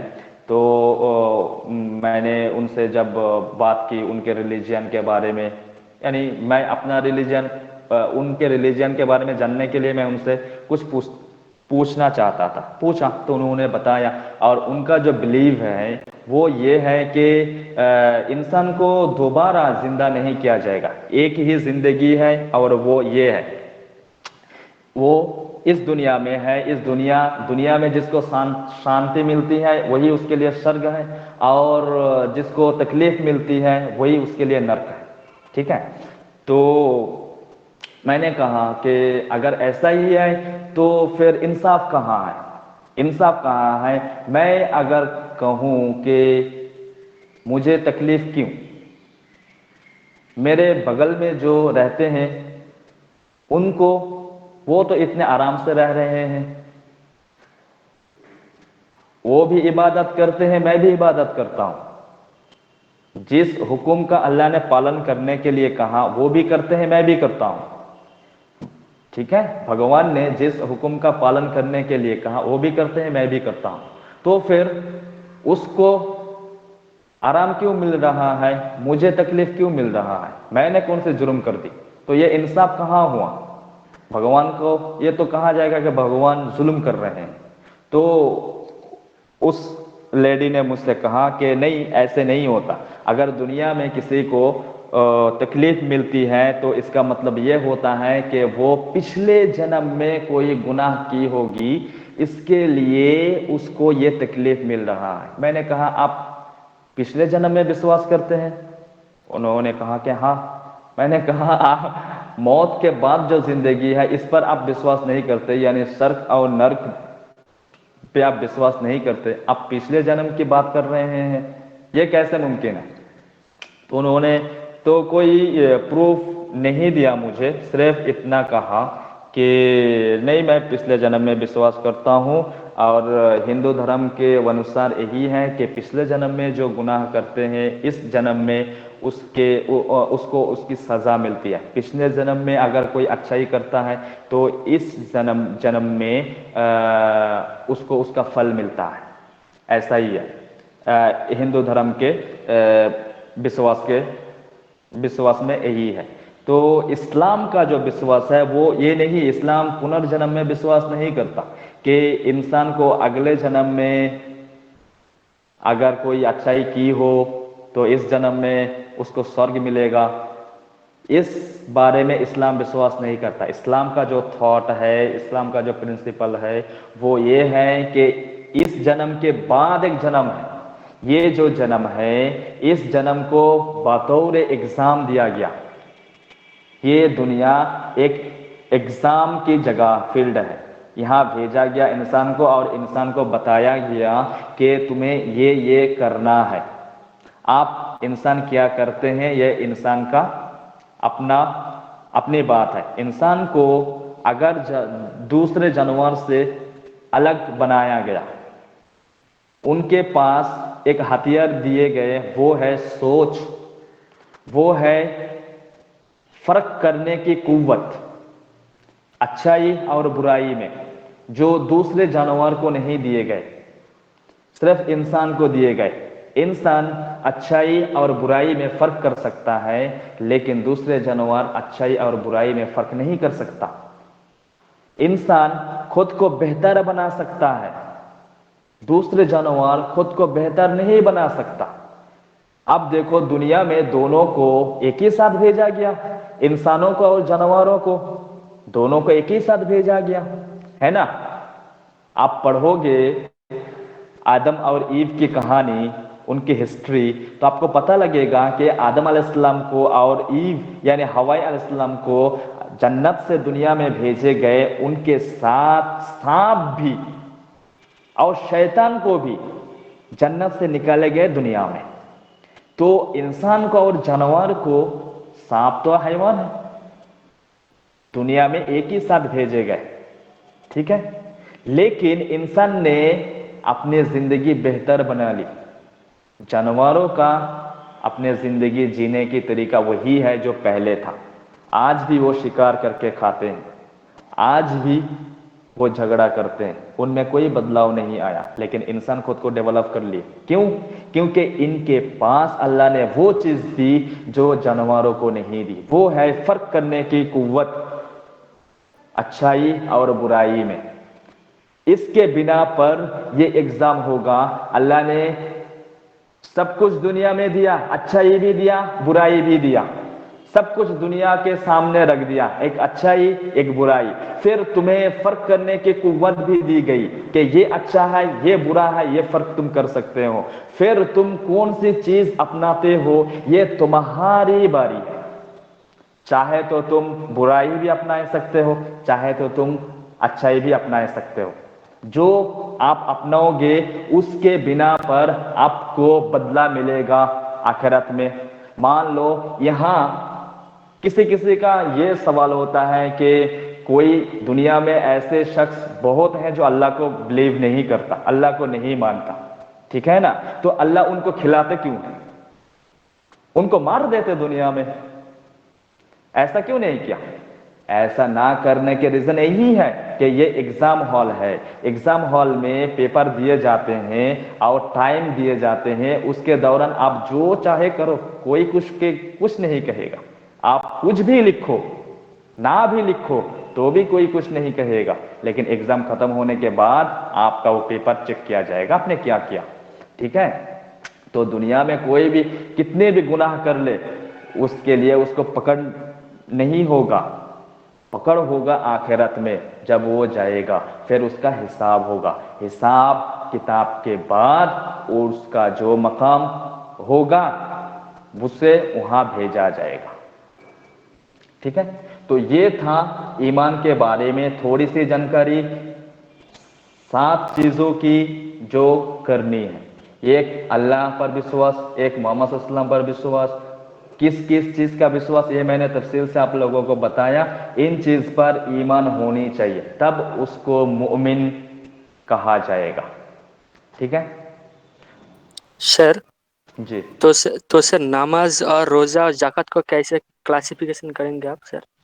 हाँ, ये इस्लाम के दरमियान आता है, तो इसके बारे में अगर बात करनी होगी तो मुझे और टाइम चाहिए। मैं करूं या फिर आप लोग ठीक है सर जी सर बोलिए सर सर जी सर बोल रहे हैं कि सर तो हमारा दुनिया में आने का कोई मकसद होगा, तो सर वो कुरान में कैसे लिखा गया है? सब मैं कैसे समझूं कि मेरा दुनिया में आने का क्या मकसद है? अच्छा और कोई सवाल किसी का? सर जैसे ईमान तो और भी चीज़ों पर है, जैसे क़यामत दिन पर, अच्छी बुरी तकदीरों पर, ये सब भी तो है सर। हाँ बिल्कुल बिल्कुल बिल्कुल।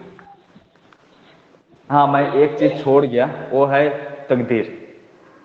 तकदीर के बारे में एक दिन स्पेशल से बात करेंगे, क्योंकि वो स्पेशल चीज है, स्पेशल से बात करेंगे, ठीक है? मुझे याद दिलाना किसी दिन। बाकी चीज को तो मैंने समेट लिया।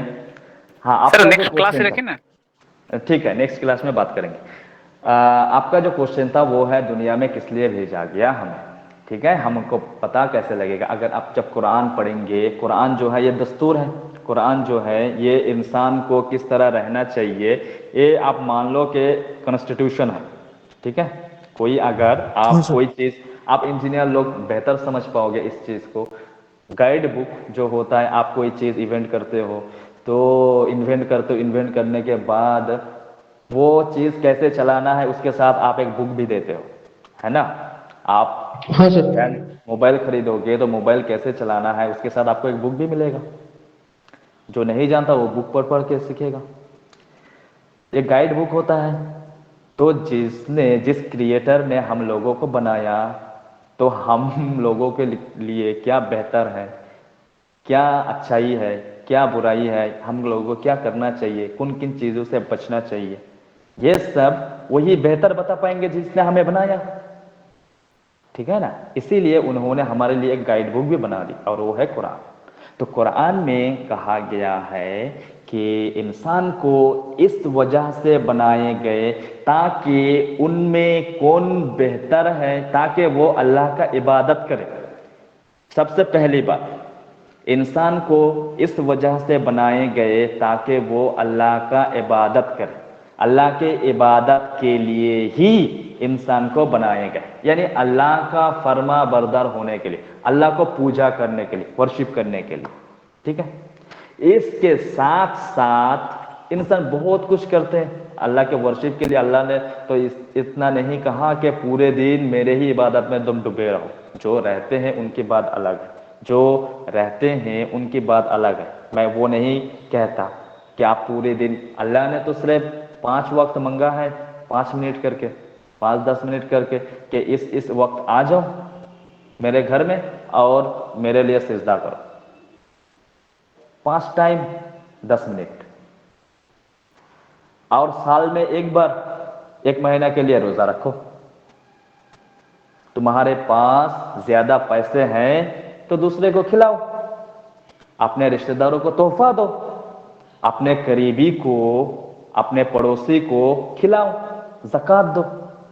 तुम्हारे पास एक्स्ट्रा पैसे हैं तो करो, अगर नहीं है तो ना करो। अगर तुम्हारे पास एक्स्ट्रा पैसे हैं तो तुम हज करो, अगर नहीं है तो ना करो। समझ आई? तो ये हाँ चीज सर। इंसान को बनाए गए अल्लाह के इबादत के लिए। आप कहोगे कि अल्लाह के इबादत के लिए बनाए गए, तो अल्लाह हमें लंबी जिंदगी देते तो हम बहुत इबादत कर पाते। जैसे पिछले ज़माने में होता था, हज़रत आदम अलैहिस्सलाम को 1000 साल ज़िंदगी दी गई थी, हज़रत नूह अलैहिस्सलाम को 950 ईयर्स दी गई थी। तो हमें भी इतनी तवील ज़िंदगी दी जाती तो हम ज़्यादा करते। तो आप तो बिलीव करते हो ना कि क्वांटिटी पे ध्यान मत दो, क्वालिटी पे ध्यान दो, ठीक है ना? इस चीज़ को तो मुझसे बेहतर आप लोग समझते हो। तो बात यही है, आप क्वांटिटी नहीं है, आप क्वालिटी है। अल्लाहु यंजुरु, अल्लाहु ला यंजुरु इला वजहिकुम, यानी कुरान हदीस में रसूल पाक सल्लल्लाहु अलैहि वसल्लम ने कहा कि अल्लाह तुम्हारे चेहरे को नहीं देखता कि तुम कितने ब्यूटीफुल हो, तुम कितने हैंडसम हो, ये नहीं देखता। वल्लाहु यंजुरु इला कुलूबिकुम, अल्लाह तुम्हारे दिलों को देखता है कि तुम्हारे दिल में क्या है।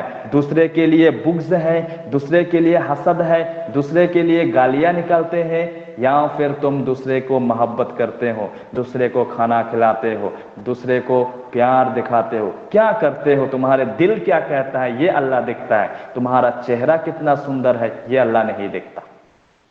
ٹھیک ہے, تو کوالٹی پہ دھیان دینا چاہیے نہ کہ کوانٹٹی پہ. دوسری بات کہ زندگی اور موت کو کیوں بنایا گیا؟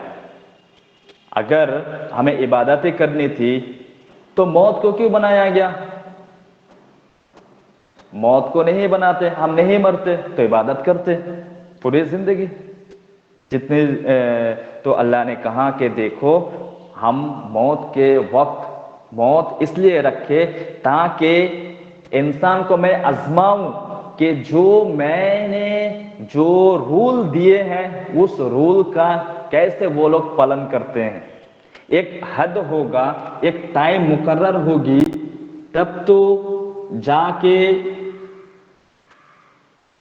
ایگزام ٹھیک سے دے پائیں گے.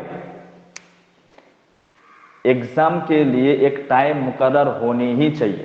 اگر کوئی ٹائم مقرر نہیں ہے تو کیسے چلے گا؟ آپ کہو گے اگر ٹائم مقرر ہے تو ہر کسی کے لیے ایک ہی ہونی چاہیے.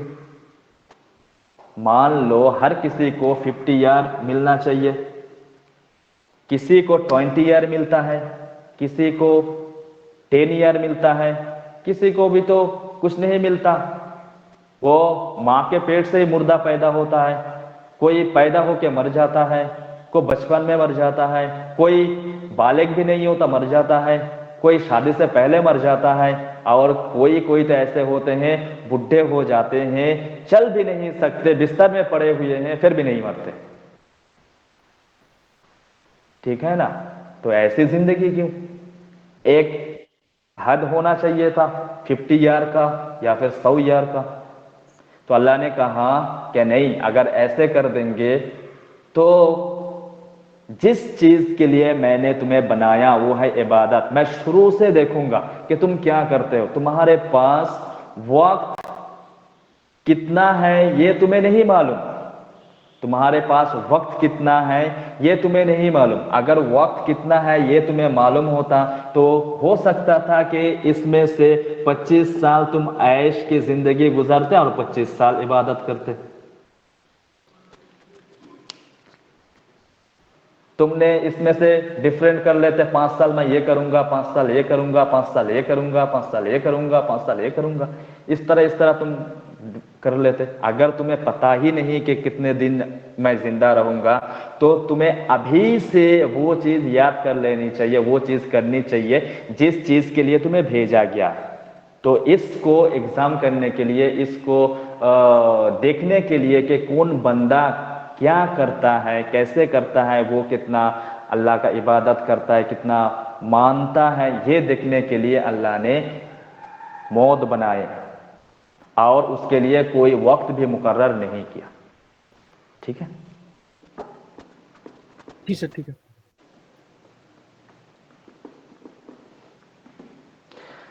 آپ کہو نماز, روزہ, حج, زکوٰۃ یہ کیا ہے؟ تو اس سے پہلے میں ایک حدیث آپ لوگوں کے سامنے پیش کرنا چاہتا ہوں جہاں رسول پاک صلی اللہ علیہ وسلم نے کہا بنی الاسلام علی 5, اسلام کی بنیاد 5 چیزوں پر ہے, ایمان کی بنیاد نہیں, یہاں کہا اسلام کی بنیاد. تو یہ ہوا اسلام. ٹھیک ہے, اس کی بنیاد 5 پلیئر پر ہے. ایک ہے شہادہ, ٹھیک ہے, ایک ہے شہادہ, ایک ہے صلاۃ, ایک ہے روزہ یعنی صوم, ایک ہے زکوٰۃ اور ایک ہے حج. یہ 5 چیز جو ہے یہ ستون ہے, پلیئر ہے اسلام کے. ٹھیک ہے, شہادہ یعنی گواہی یہ ایمان کا پارٹ ہے, اور اتنے دیر سے جو ہم بتا رہے تھے وہ صرف اس بارے میں بتا رہے تھے, صرف اس بارے میں بتا رہے تھے. شہادہ تو صرف اتنا ہے کہ اللہ کو گواہی دو کہ اللہ ایک ہے, محمد صلی اللہ علیہ وسلم اس کے رسول ہے. لیکن اس کے اندر اور بھی بہت چیز انکلوڈ ہوتے ہیں جو ایمان کے نام سے جانے جاتے ہیں. ٹھیک ہے, لیکن اسلام جو ہے یہ ان 5 چیزوں کو شمار کرتا ہے. وہ کیا ہے؟ شہادہ یعنی ایمان, صلاۃ, صوم, زکوٰۃ اور حج. ایمان ہوگا تو مومن ہوگا, لیکن صرف مومن ہونا کافی نہیں ہے, مسلم بھی ہونا چاہیے. تو مسلم کیسے بنو گے؟ ہم نے کہا کہ میں اللہ پہ وشواس کرتا ہوں, اللہ ایک ہے یہ میں مانتا ہوں, محمد صلی اللہ علیہ وسلم آخری پیغمبر ہے یہ بھی میں مانتا ہوں, قرآن اللہ کا بھیجا ہوا کتاب ہے یہ بھی میں مانتا ہوں, جتنے آسمانی کتاب بھیجے گئے وہ اللہ کا ہی کتاب ہے اس میں بھی میں مانتا ہوں, محمد صلی اللہ علیہ وسلم کے علاوہ جتنے رسول آئے تھے وہ اللہ کا بھیجا ہوا تھا اس میں بھی میں مانتا ہوں, فرشتوں کو بھی میں مانتا ہوں, قیامت بھی مانتا ہوں, تقدیر بھی مانتا ہوں. تو ایمان تو ہوا لیکن میں نماز ہی نہیں پڑھتا. سمجھ گئے نا؟ مانتا ہوں لیکن میں نماز نہیں پڑھتا. تو کہو مومن تو ہوئے, مسلم ہوئے؟ نہیں ہوئے. مسلم ہونے کے لیے نماز پڑھنا ضروری ہے. اللہ نے کہا تم مانتے ہو, تمہیں آنسر پتا, تم کہتے ہو کہ تمہیں آنسر پتا ہے, تم نے آنسر اسکرپٹ میں آنسر لکھا ہی نہیں, تو مجھے کیسے پتا چلے گا کہ تمہیں آنسر پتا ہے؟ میں تو جج کروں گا کس پر؟ گواہی کے بنا پر نہیں. گواہی حاضر ہے تو مجرم چھوٹ پائے گا, اگر گواہی نہیں ہے گواہی کے بنا پر فیصلہ کیا جائے گا. تمہارے پاس گواہی کیا ہے کہ تم وشواس کرتے تھے؟ تم نے نماز پڑھی؟ میں نے تم سے کہا تھا, تم کہتے ہو کہ تم اللہ پہ وشواس کرتے ہو, تو اللہ جو حکم دیتا ہے اس کو مانتے ہو؟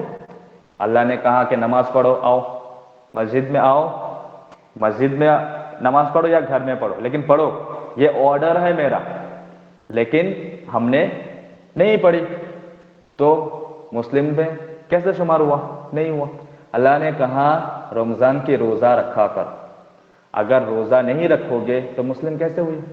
اللہ نے کہا اگر تمہارے پاس زیادہ پیسے ہیں, ایک حد سے زیادہ, یعنی ایک حد مقرر کر دیا, اس سے زیادہ اگر پیسے ہیں تو زکوٰۃ دیا کرو. اگر نہیں دیتے, حد سے زیادہ پیسے ہیں پھر بھی زکوٰۃ نہیں دیتے, تو مسلم کیسے ہوئے؟ اللہ نے کہا اگر تمہیں حج کرنے کی قوت ہے, پیسے بھی ہے, سب کچھ ہے, میں نے تمہیں دیے ہیں, پھر بھی وہ حج نہیں کرتا, تو مسلم کیسے ہوئے؟ میں کہتا ہوں کہ میں مسلمان ہوں لیکن میں نماز ہی نہیں پڑھتا. آج کل ایسے دیکھے جاتے ہیں کہ سبھی تو مانتے ہیں, دیکھو مانتے تو سبھی ہیں کہ اللہ ایک ہے, یہ کون نہیں مانتا؟ سارے مسلمان مانتے ہیں, لیکن مسلمان میں یہ جو تصور پیدا ہو گیا ہے مسلمانوں میں, یہ تصور ایک ویسٹرن کلچر کی طرف سے, یا پھر کہو یورپی جو ایک تھاٹ ہے, ان کا ایک فلسفی ہے جو اسلام یعنی مسلمانوں کو برباد کرنے کے لیے انہوں نے یہ بنایا. یورپین فلسفر, انہوں نے کچھ فلسفر نے اسلام کو یہ بنایا, مسلمانوں کو دین سے الگ کر دیا. انہوں نے مسلمانوں کو, ان کو تو شہادہ پر رکھا لیکن عمل چھڑوا دیا. مسلمان گواہی دیتے ہیں اللہ ایک ہے لیکن نماز ہی نہیں پڑھتے. تو گواہی دینا صرف کافی نہیں ہے, ان کے لیے نماز بھی پڑھنا چاہیے. رسول پاک صلی اللہ علیہ وسلم کا فرمان ہے من ترک الصلاۃ متعمدا فقد کفر, جو جان بوجھ کر نماز چھوڑ دے, یعنی وہ جانتا ہے کہ نماز مجھ پر فرض ہے, مجھے پڑھنا چاہیے, یہ جاننے کے باوجود وہ نماز کو چھوڑ دیتا ہے, نہیں پڑھتا ہے, تو اس میں اور ایک نہیں رکھتا, ان دونوں میں کوئی فرق نہیں. एक ही है। नमाज को छोड़ने वाला जैसे कि बेईमान है, और बेईमान कुफर में शुमार किया जाएगा, और कुफर का कोई हिसाब नहीं होगा। मन कफरा बिल्लाह, जो अल्लाह के साथ, कुफर तो वही है ना, कुफर तो वही है, अल्लाह को ना मानना। तो ये नमाज ना पढ़ना ये कुफर में शुमार करता है। रसूल सल्लल्लाहु अलैहि वसल्लम ने कहा कि नमाज जो होता है, अस्सलात इमादुद्दीन, ये दीन का एक सुतून है। आप कहो एक छत है, एक छत के 4 पिलियर हैं, उस पर एक छत दिए हुए हैं, एक रूफ है। अगर एक पिलियर गिर जाते हैं तो क्या छत रहेगा? आप ही बताओ, नहीं रह सकता, वो भी गिर जाएंगे। सलात क्या है? इस्लाम का सुतून है। अगर सलात नहीं रहेंगे तो इस्लाम भी गिर जाएगा, नहीं रहेगा। सलात क्या करता है? इन्ना सलात तनहा अनिल फहशाई वल मुनकर। सलात जो है, ये सलात आदमी को, इंसान को, सिर्फ आदमी नहीं, इंसान को बुराई से बचाता है। इंसान का फितरत है कि वो बुराई करेगा, वो धोखा खाएगा शैतान से, क्योंकि शैतान ने उस वक्त जब अल्लाह ने शैतान को मरदूद करार दिया था, शैतान तो पहले वो तो अल्लाह के फरिश्तों में गिने जाते थे, शैतान यानी अज़ाज़िल, उसका नाम था अज़ाज़िल। उसने इतना इबादत किया अल्लाह का कि आसमान में कोई भी जगह ऐसी नहीं थी जहां उसका सिजदा नहीं हुआ था। इतना इबादत किया अल्लाह का, ठीक है। अल्लाह ने उसको मुअल्लिमुल मलाइका भी करार दिया था कि ये फरिश्तों के सरदार हैं, फरिश्तों के टीचर हैं, फरिश्तों का टीचर बना दिया था उसको। फिर वो कैसे शैतान बन गए? अल्लाह ने उसको कहा कि मैं तुम्हें हुक्म देता हूं आदम को सिजदा करो। उसने नहीं की। उसने कहा आदम मिट्टी से बना है, मैं आग से बना हूं। आग का फितरत होता है ऊपर की तरफ उठना, मिट्टी का फितरत होता है नीचे की तरफ जाना। मैं उससे बड़ा हूं, मैं उसको सिजदा क्यों करूं? अल्लाह के हुक्म ना मानने की वजह से अल्लाह ने उसको निकाल दिया और मरदूद करार दिया। तो उसने अल्लाह से फेवर मांगे, मैंने तुम्हारे लिए इतनी इबादत की, तुमने तो मुझे बर्बाद कर दिया, मैंने तुम्हारे इतनी इबादत की, उसका मुझे क्या सिला मिलेगा? तो अल्लाह ने कहा तू क्या मांगता है, मांग ले। तो उसने कहा जिस चीज के लिए तूने आदम के लिए मुझे निकाल दिया ना, उस आदम के बेटों को मैं बर्बाद करके छोड़ूंगा। हर जगह मैं घाटी बना के बैठा रहूंगा, हर फील्ड में मैं घाटी बना के बैठा रहूंगा, और उसके आदम के बच्चों को, ईमान को मैं खा लूंगा और उसको जहन्नम का ईंधन बना दूंगा। ठीक है। अल्लाह ने तब कहा कि मेरे बंदे गलती करेंगे, तेरे शिकार भी होंगे, लेकिन वो अगर मुझसे एक बार भी कहा कि अल्लाह मैंने गुनाह की, मुझे माफ कर दे, तो मैं उसको फौरन माफ कर दूंगा। इसलिए हर रोज तौबा करते रहो। गुनाह तो करते ही हम, गुनाह हमसे हो ही जाएगा। इंसान कितनी भी कोशिश कर ले कि वो गुनाह नहीं करेगा, फिर भी वो नहीं बच सकता, क्योंकि शैतान उसके पीछे है, उससे गुनाह करा के ही छोड़ेगा। हरदम हर जगह उससे गुनाह होते जाएंगे, उसे पता भी नहीं चलेगा। इसीलिए तौबा करते रहो, पता नहीं कब किसकी मौत हो जाए, इसीलिए हर वक्त तौबा करते रहो। गुनाह हो जाए तौबा करते रहो। तो सलात क्या करता है? इंसान को गुनाहों से बचाता है, ख्वाहिशात से बचाता है। इंसान के दिल खराबी की तरफ मैल होता है, उससे नमाज बचाता है। ठीक है सर। हाँ जी सर एक सवाल है जी, बोलिए। हमारे यहाँ पे किसी के पास बहुत सारा पैसा है, किसी के पास खाने के लिए बहुत मेहनत करना पड़ता है, तो ऐसा क्यों? इसके पीछे वजह क्या है? जी, किसी को दौलत अल्लाह ने दी है, किसी को अल्लाह ने दौलत नहीं दी। अल्लाह ने कहा ये आजमाइश की जगह है दुनिया, तो दुनिया में अल्लाह ने कहा आजमाइश के कुछ चीज़ भी होंगे जिससे इंसान को आजमाया जाए। अल्लाह ने कहा तुम्हारे लिए मैंने आजमाइश का सबसे पहला सबब जो बनाया वो है औलाद, बच्चे।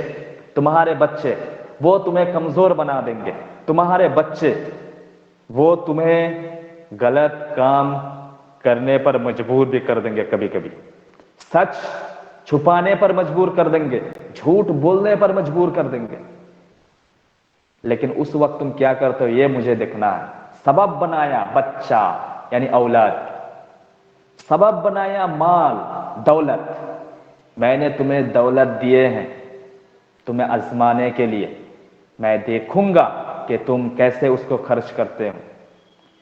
ठीक है, तो खर्च करने के लिए जगह भी तो होनी चाहिए। अगर दुनिया में सारे अमीर हैं तो खर्च कहाँ होगा, पैसा कहाँ खर्च करेगा? कोई तो गरीब होना चाहिए, तब तो जाके पता लगेगा कि ये गरीबों पर खर्च करता है कि नहीं। इसीलिए अल्लाह ने किसी को गरीब बनाया, किसी को अमीर बनाया। अल्लाह ने दौलत से इंसान को नहीं नापेगा, दौलत से इंसान को नहीं नापेगा। उस दौलत को इंसान ने कैसे खर्च किया इस पर नाप। तो जिसको अल्लाह ने पैसा दी है उस पर ये हुक्म लाजिम है कि ज़कात दो। अगर वो ज़कात नहीं देता, सदका नहीं करता, तब उसको पकड़ मिलेगा। जिसको अपने अल्लाह ने गरीब बनाया है उस पर ये ज़कात के हुक्म नहीं है, नहीं है। रसूल पाक सल्लल्लाहु अलैहि वसल्लम ने अपनी ज़िंदगी में कभी ज़कात दी ही नहीं। रसूल पाक सल्लल्लाहु अलैहि वसल्लम अपनी ज़िंदगी में कभी ज़कात दी ही नहीं, क्योंकि रसूल पाक सल्लल्लाहु अलैहि वसल्लम के पास उतना पैसा कभी था ही नहीं जिससे वो ज़कात के निसाब में आ जाए। रसूल पाक सल्लल्लाहु अलैहि वसल्लम के पास पैसे आते थे, वो सदका कर देते थे, दूसरों को दे देते थे।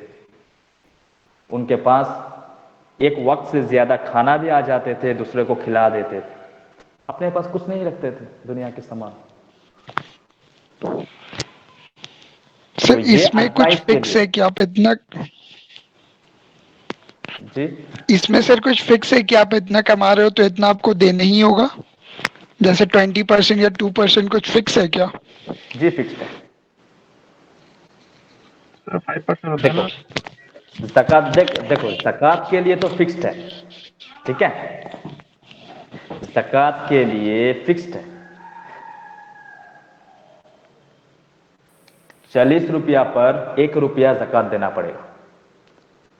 इस हिसाब से आपके पास जितने पैसे होंगे उसका हिसाब लगाया जाएगा। ज़कात के लिए फिक्स्ड है, लेकिन सदका के सर लिए ज़कात 2.5% शायद फिक्स है। हाँ 2.5% करेक्ट, 2.5%। वो 40 रुपया में 1 रुपया हुआ तो 100 में 2.5 रुपया, 2.5 रुपया वही हुआ। वो सर टोटल इनकम से या फिर जितना बच रहा है उससे 2.5%? हाँ यही हिसाब लगा, 2.5% तो वही होता है। आप ज़कात के लिए एक फिक्स्ड है, एक निसाब भी है कि कौन आदमी को ज़कात वाजिब होगा, किस आदमी पर ज़कात वाजिब नहीं होगा। आप ये कह सकते हो किस आदमी पर ज़कात वाजिब होगा, किस पर नहीं होगा। जिस आदमी के पास इतना दौलत हो, जिस आदमी के पास इतना दौलत हो कि वो 7.5 भरी सोने की बराबर दौलत हो, या फिर आप 613 ग्राम 613 ग्राम चांदी, रूपा, ठीक है, सिल्वर के 613 ग्राम सिल्वर के जो रकम आते हैं, जो पैसे आते हैं, इनके अगर मालिक हो, मान लो इनका कॉस्ट आता है 25,000, ठीक है। तो अगर किसी के पास 25,000 रहेगा और वो 1 साल गुजर जाएगा, यानी उस पर 20,000 25,000 1 साल गुजरना भी चाहिए, यानी उसके पास ये रुपया 1 साल से रहना भी चाहिए, तब जाके ज़कात उस पर लागू होगा, और ना नहीं होगा। किसी के पास 20,000 है और वो 1 साल से ज्यादा भी है, उस पर ज़कात नहीं होगा। किसी के पास 50,000 है लेकिन وہ کیا ہوا 10 مہینہ تھے پھر چلے گئے, خرچ ہو گیا, اس پر بھی زکوٰۃ نہیں ہوگا. تو زکوٰۃ ہونے کے لیے, زکوٰۃ فرض ہونے کے لیے اتنا رقم ہونی چاہیے اور وہ 1 سال اس کے پاس رہنا بھی چاہیے, تب جا کے زکوٰۃ فرض ہوگا. جی سر بول رہے ہیں کہ جب ہم ٹیکس دیتے ہیں سرکار کو سر, وہ کیا زکوٰۃ کے انڈر میں آتا ہے؟ نہیں کیونکہ نہیں سر وہ نہیں نہیں نہیں نہیں نہیں, ٹیکس زکوٰۃ کے اندر نہیں آتا.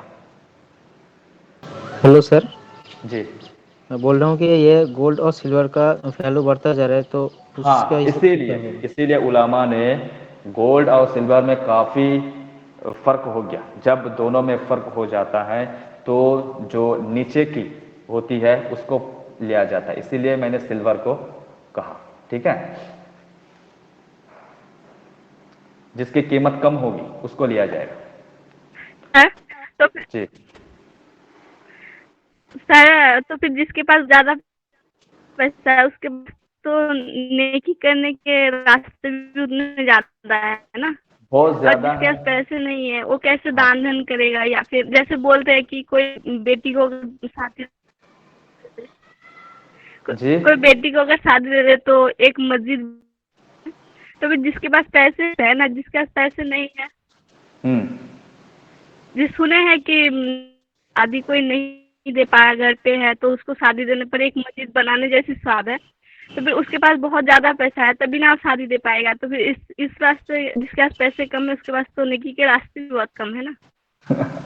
جس کے پاس پیسے ہیں اس کے بعد برباد ہونے کے امکان تو زیادہ ہے, ثواب کمانے کی ذریعہ بھی زیادہ ہے, گناہ کمانے کی ذریعہ بھی زیادہ ہے نا. پیسہ ہوگا تو وہ شراب پینے کا دل کرے گا, پیسہ ہوگا تو تھیٹر جانے کا دل کرے گا, پیسہ نہیں ہوگا تو تھیٹر کیسے جائے گا. پیسہ ہوگا تو عیاشی کرنے کی دل کرے گی, وہ بنگلو بنائے گا, گھر بنائے گا, گاڑی بنائے گا, زیادہ کرے گا. اس کے لیے جب پیسہ ہوتا ہے تو دونوں طرف امکان بڑھ جاتے ہیں, ثواب کمانے کی بھی امکان جس طرح بڑھتے ہیں, گناہ کمانے کی بھی امکان بڑھ جاتے ہیں. پیسہ نہیں, سر زکوٰۃ ثواب. صرف 25,000 پہ ہی ہے. نہیں نہیں نہیں, میں نے تو یہ صرف کہا دیکھا جائے گا کہ اتنا رقم 613 گرام سلور کا کیا قیمت آتا ہے, یہ دیکھ کر لگایا جائے گا. میں نے تو 613 گرام سلور کا جو ریئل پرائز ہوگا ہاں ریئل اتنا اماؤنٹ آپ کے پاس ہونا چاہیے. ہاں ہاں جی جی جی. سر اس سے زیادہ اگر میرے پاس چاندی ہوئی تو اس پہ بھی سر ہوگا نا. بالکل, کم از کم اتنا ہو تب لگ جائے گا. ٹھیک ہے, اگر اس سے زیادہ ہو تو بالکل لگے گا. سر چاندی کا قیمت اگر بڑھ گیا یا گھٹ گیا تو وہ بڑھ گیا, اگر اس کے حساب سے ہی ہوگا. جب آپ دے رہے ہو آپ ایک چیز مقرر کر لو. ٹھیک ہے, زکوٰۃ جن کے پاس پیسے آ جاتے ہیں زکوٰۃ دینے کے لیے سال مقرر کرنا ضروری ہوتا ہے. اگر سال مقرر نہیں کرو گے تو مشکل ہو جائے گا, آپ ٹھیک سے حساب نہیں کر پاؤ گے. آپ کہو کہ میرے پاس اس جنوری سے پیسہ آنا شروع ہو گیا, ٹھیک ہے, یا پھر تو اگلے سال کی 2021 کی جنوری, ٹھیک ہے, تو میں 2022 جب فیبروری کا 1 تاریخ ہوگا تب میں زکوٰۃ دے دوں گا. سمجھ گئے؟ میں بول رہا ہوں کہ یہ 613 گرام کا قیمت ابھی 25,000 ہو رہا ہے.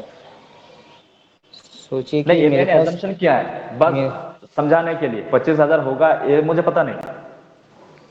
نہیں سر, میں ایک بات بول رہا ہوں کہ میرے پاس سوچیے 25,000 ہے اور نیکسٹ ایئر میں آئی مین جب ہے وہ اس ٹائم پہ جو چاندی کا قیمت اگر بڑھ گیا تو 613 گرام کا قیمت 25,000 سے زیادہ ہوگا, تو میرا ایلیجیبل ہوگا یا نہیں؟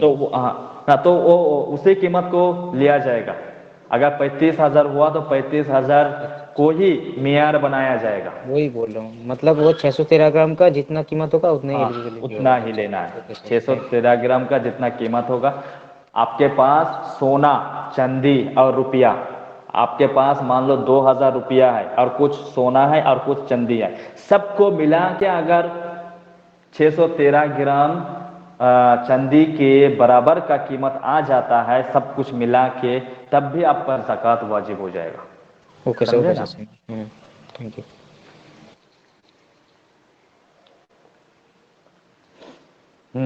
तो जिनको अल्लाह ने दौलत दी है उनको ज़्यादा इम्कान है सवाब कमाने का, जिनको अल्लाह दौलत नहीं दी उनके पास ज़्यादा इम्कान नहीं है, ज़्यादा सबब नहीं है सवाब कमाने का। ये आपका क्वेश्चन था, लेकिन सवाब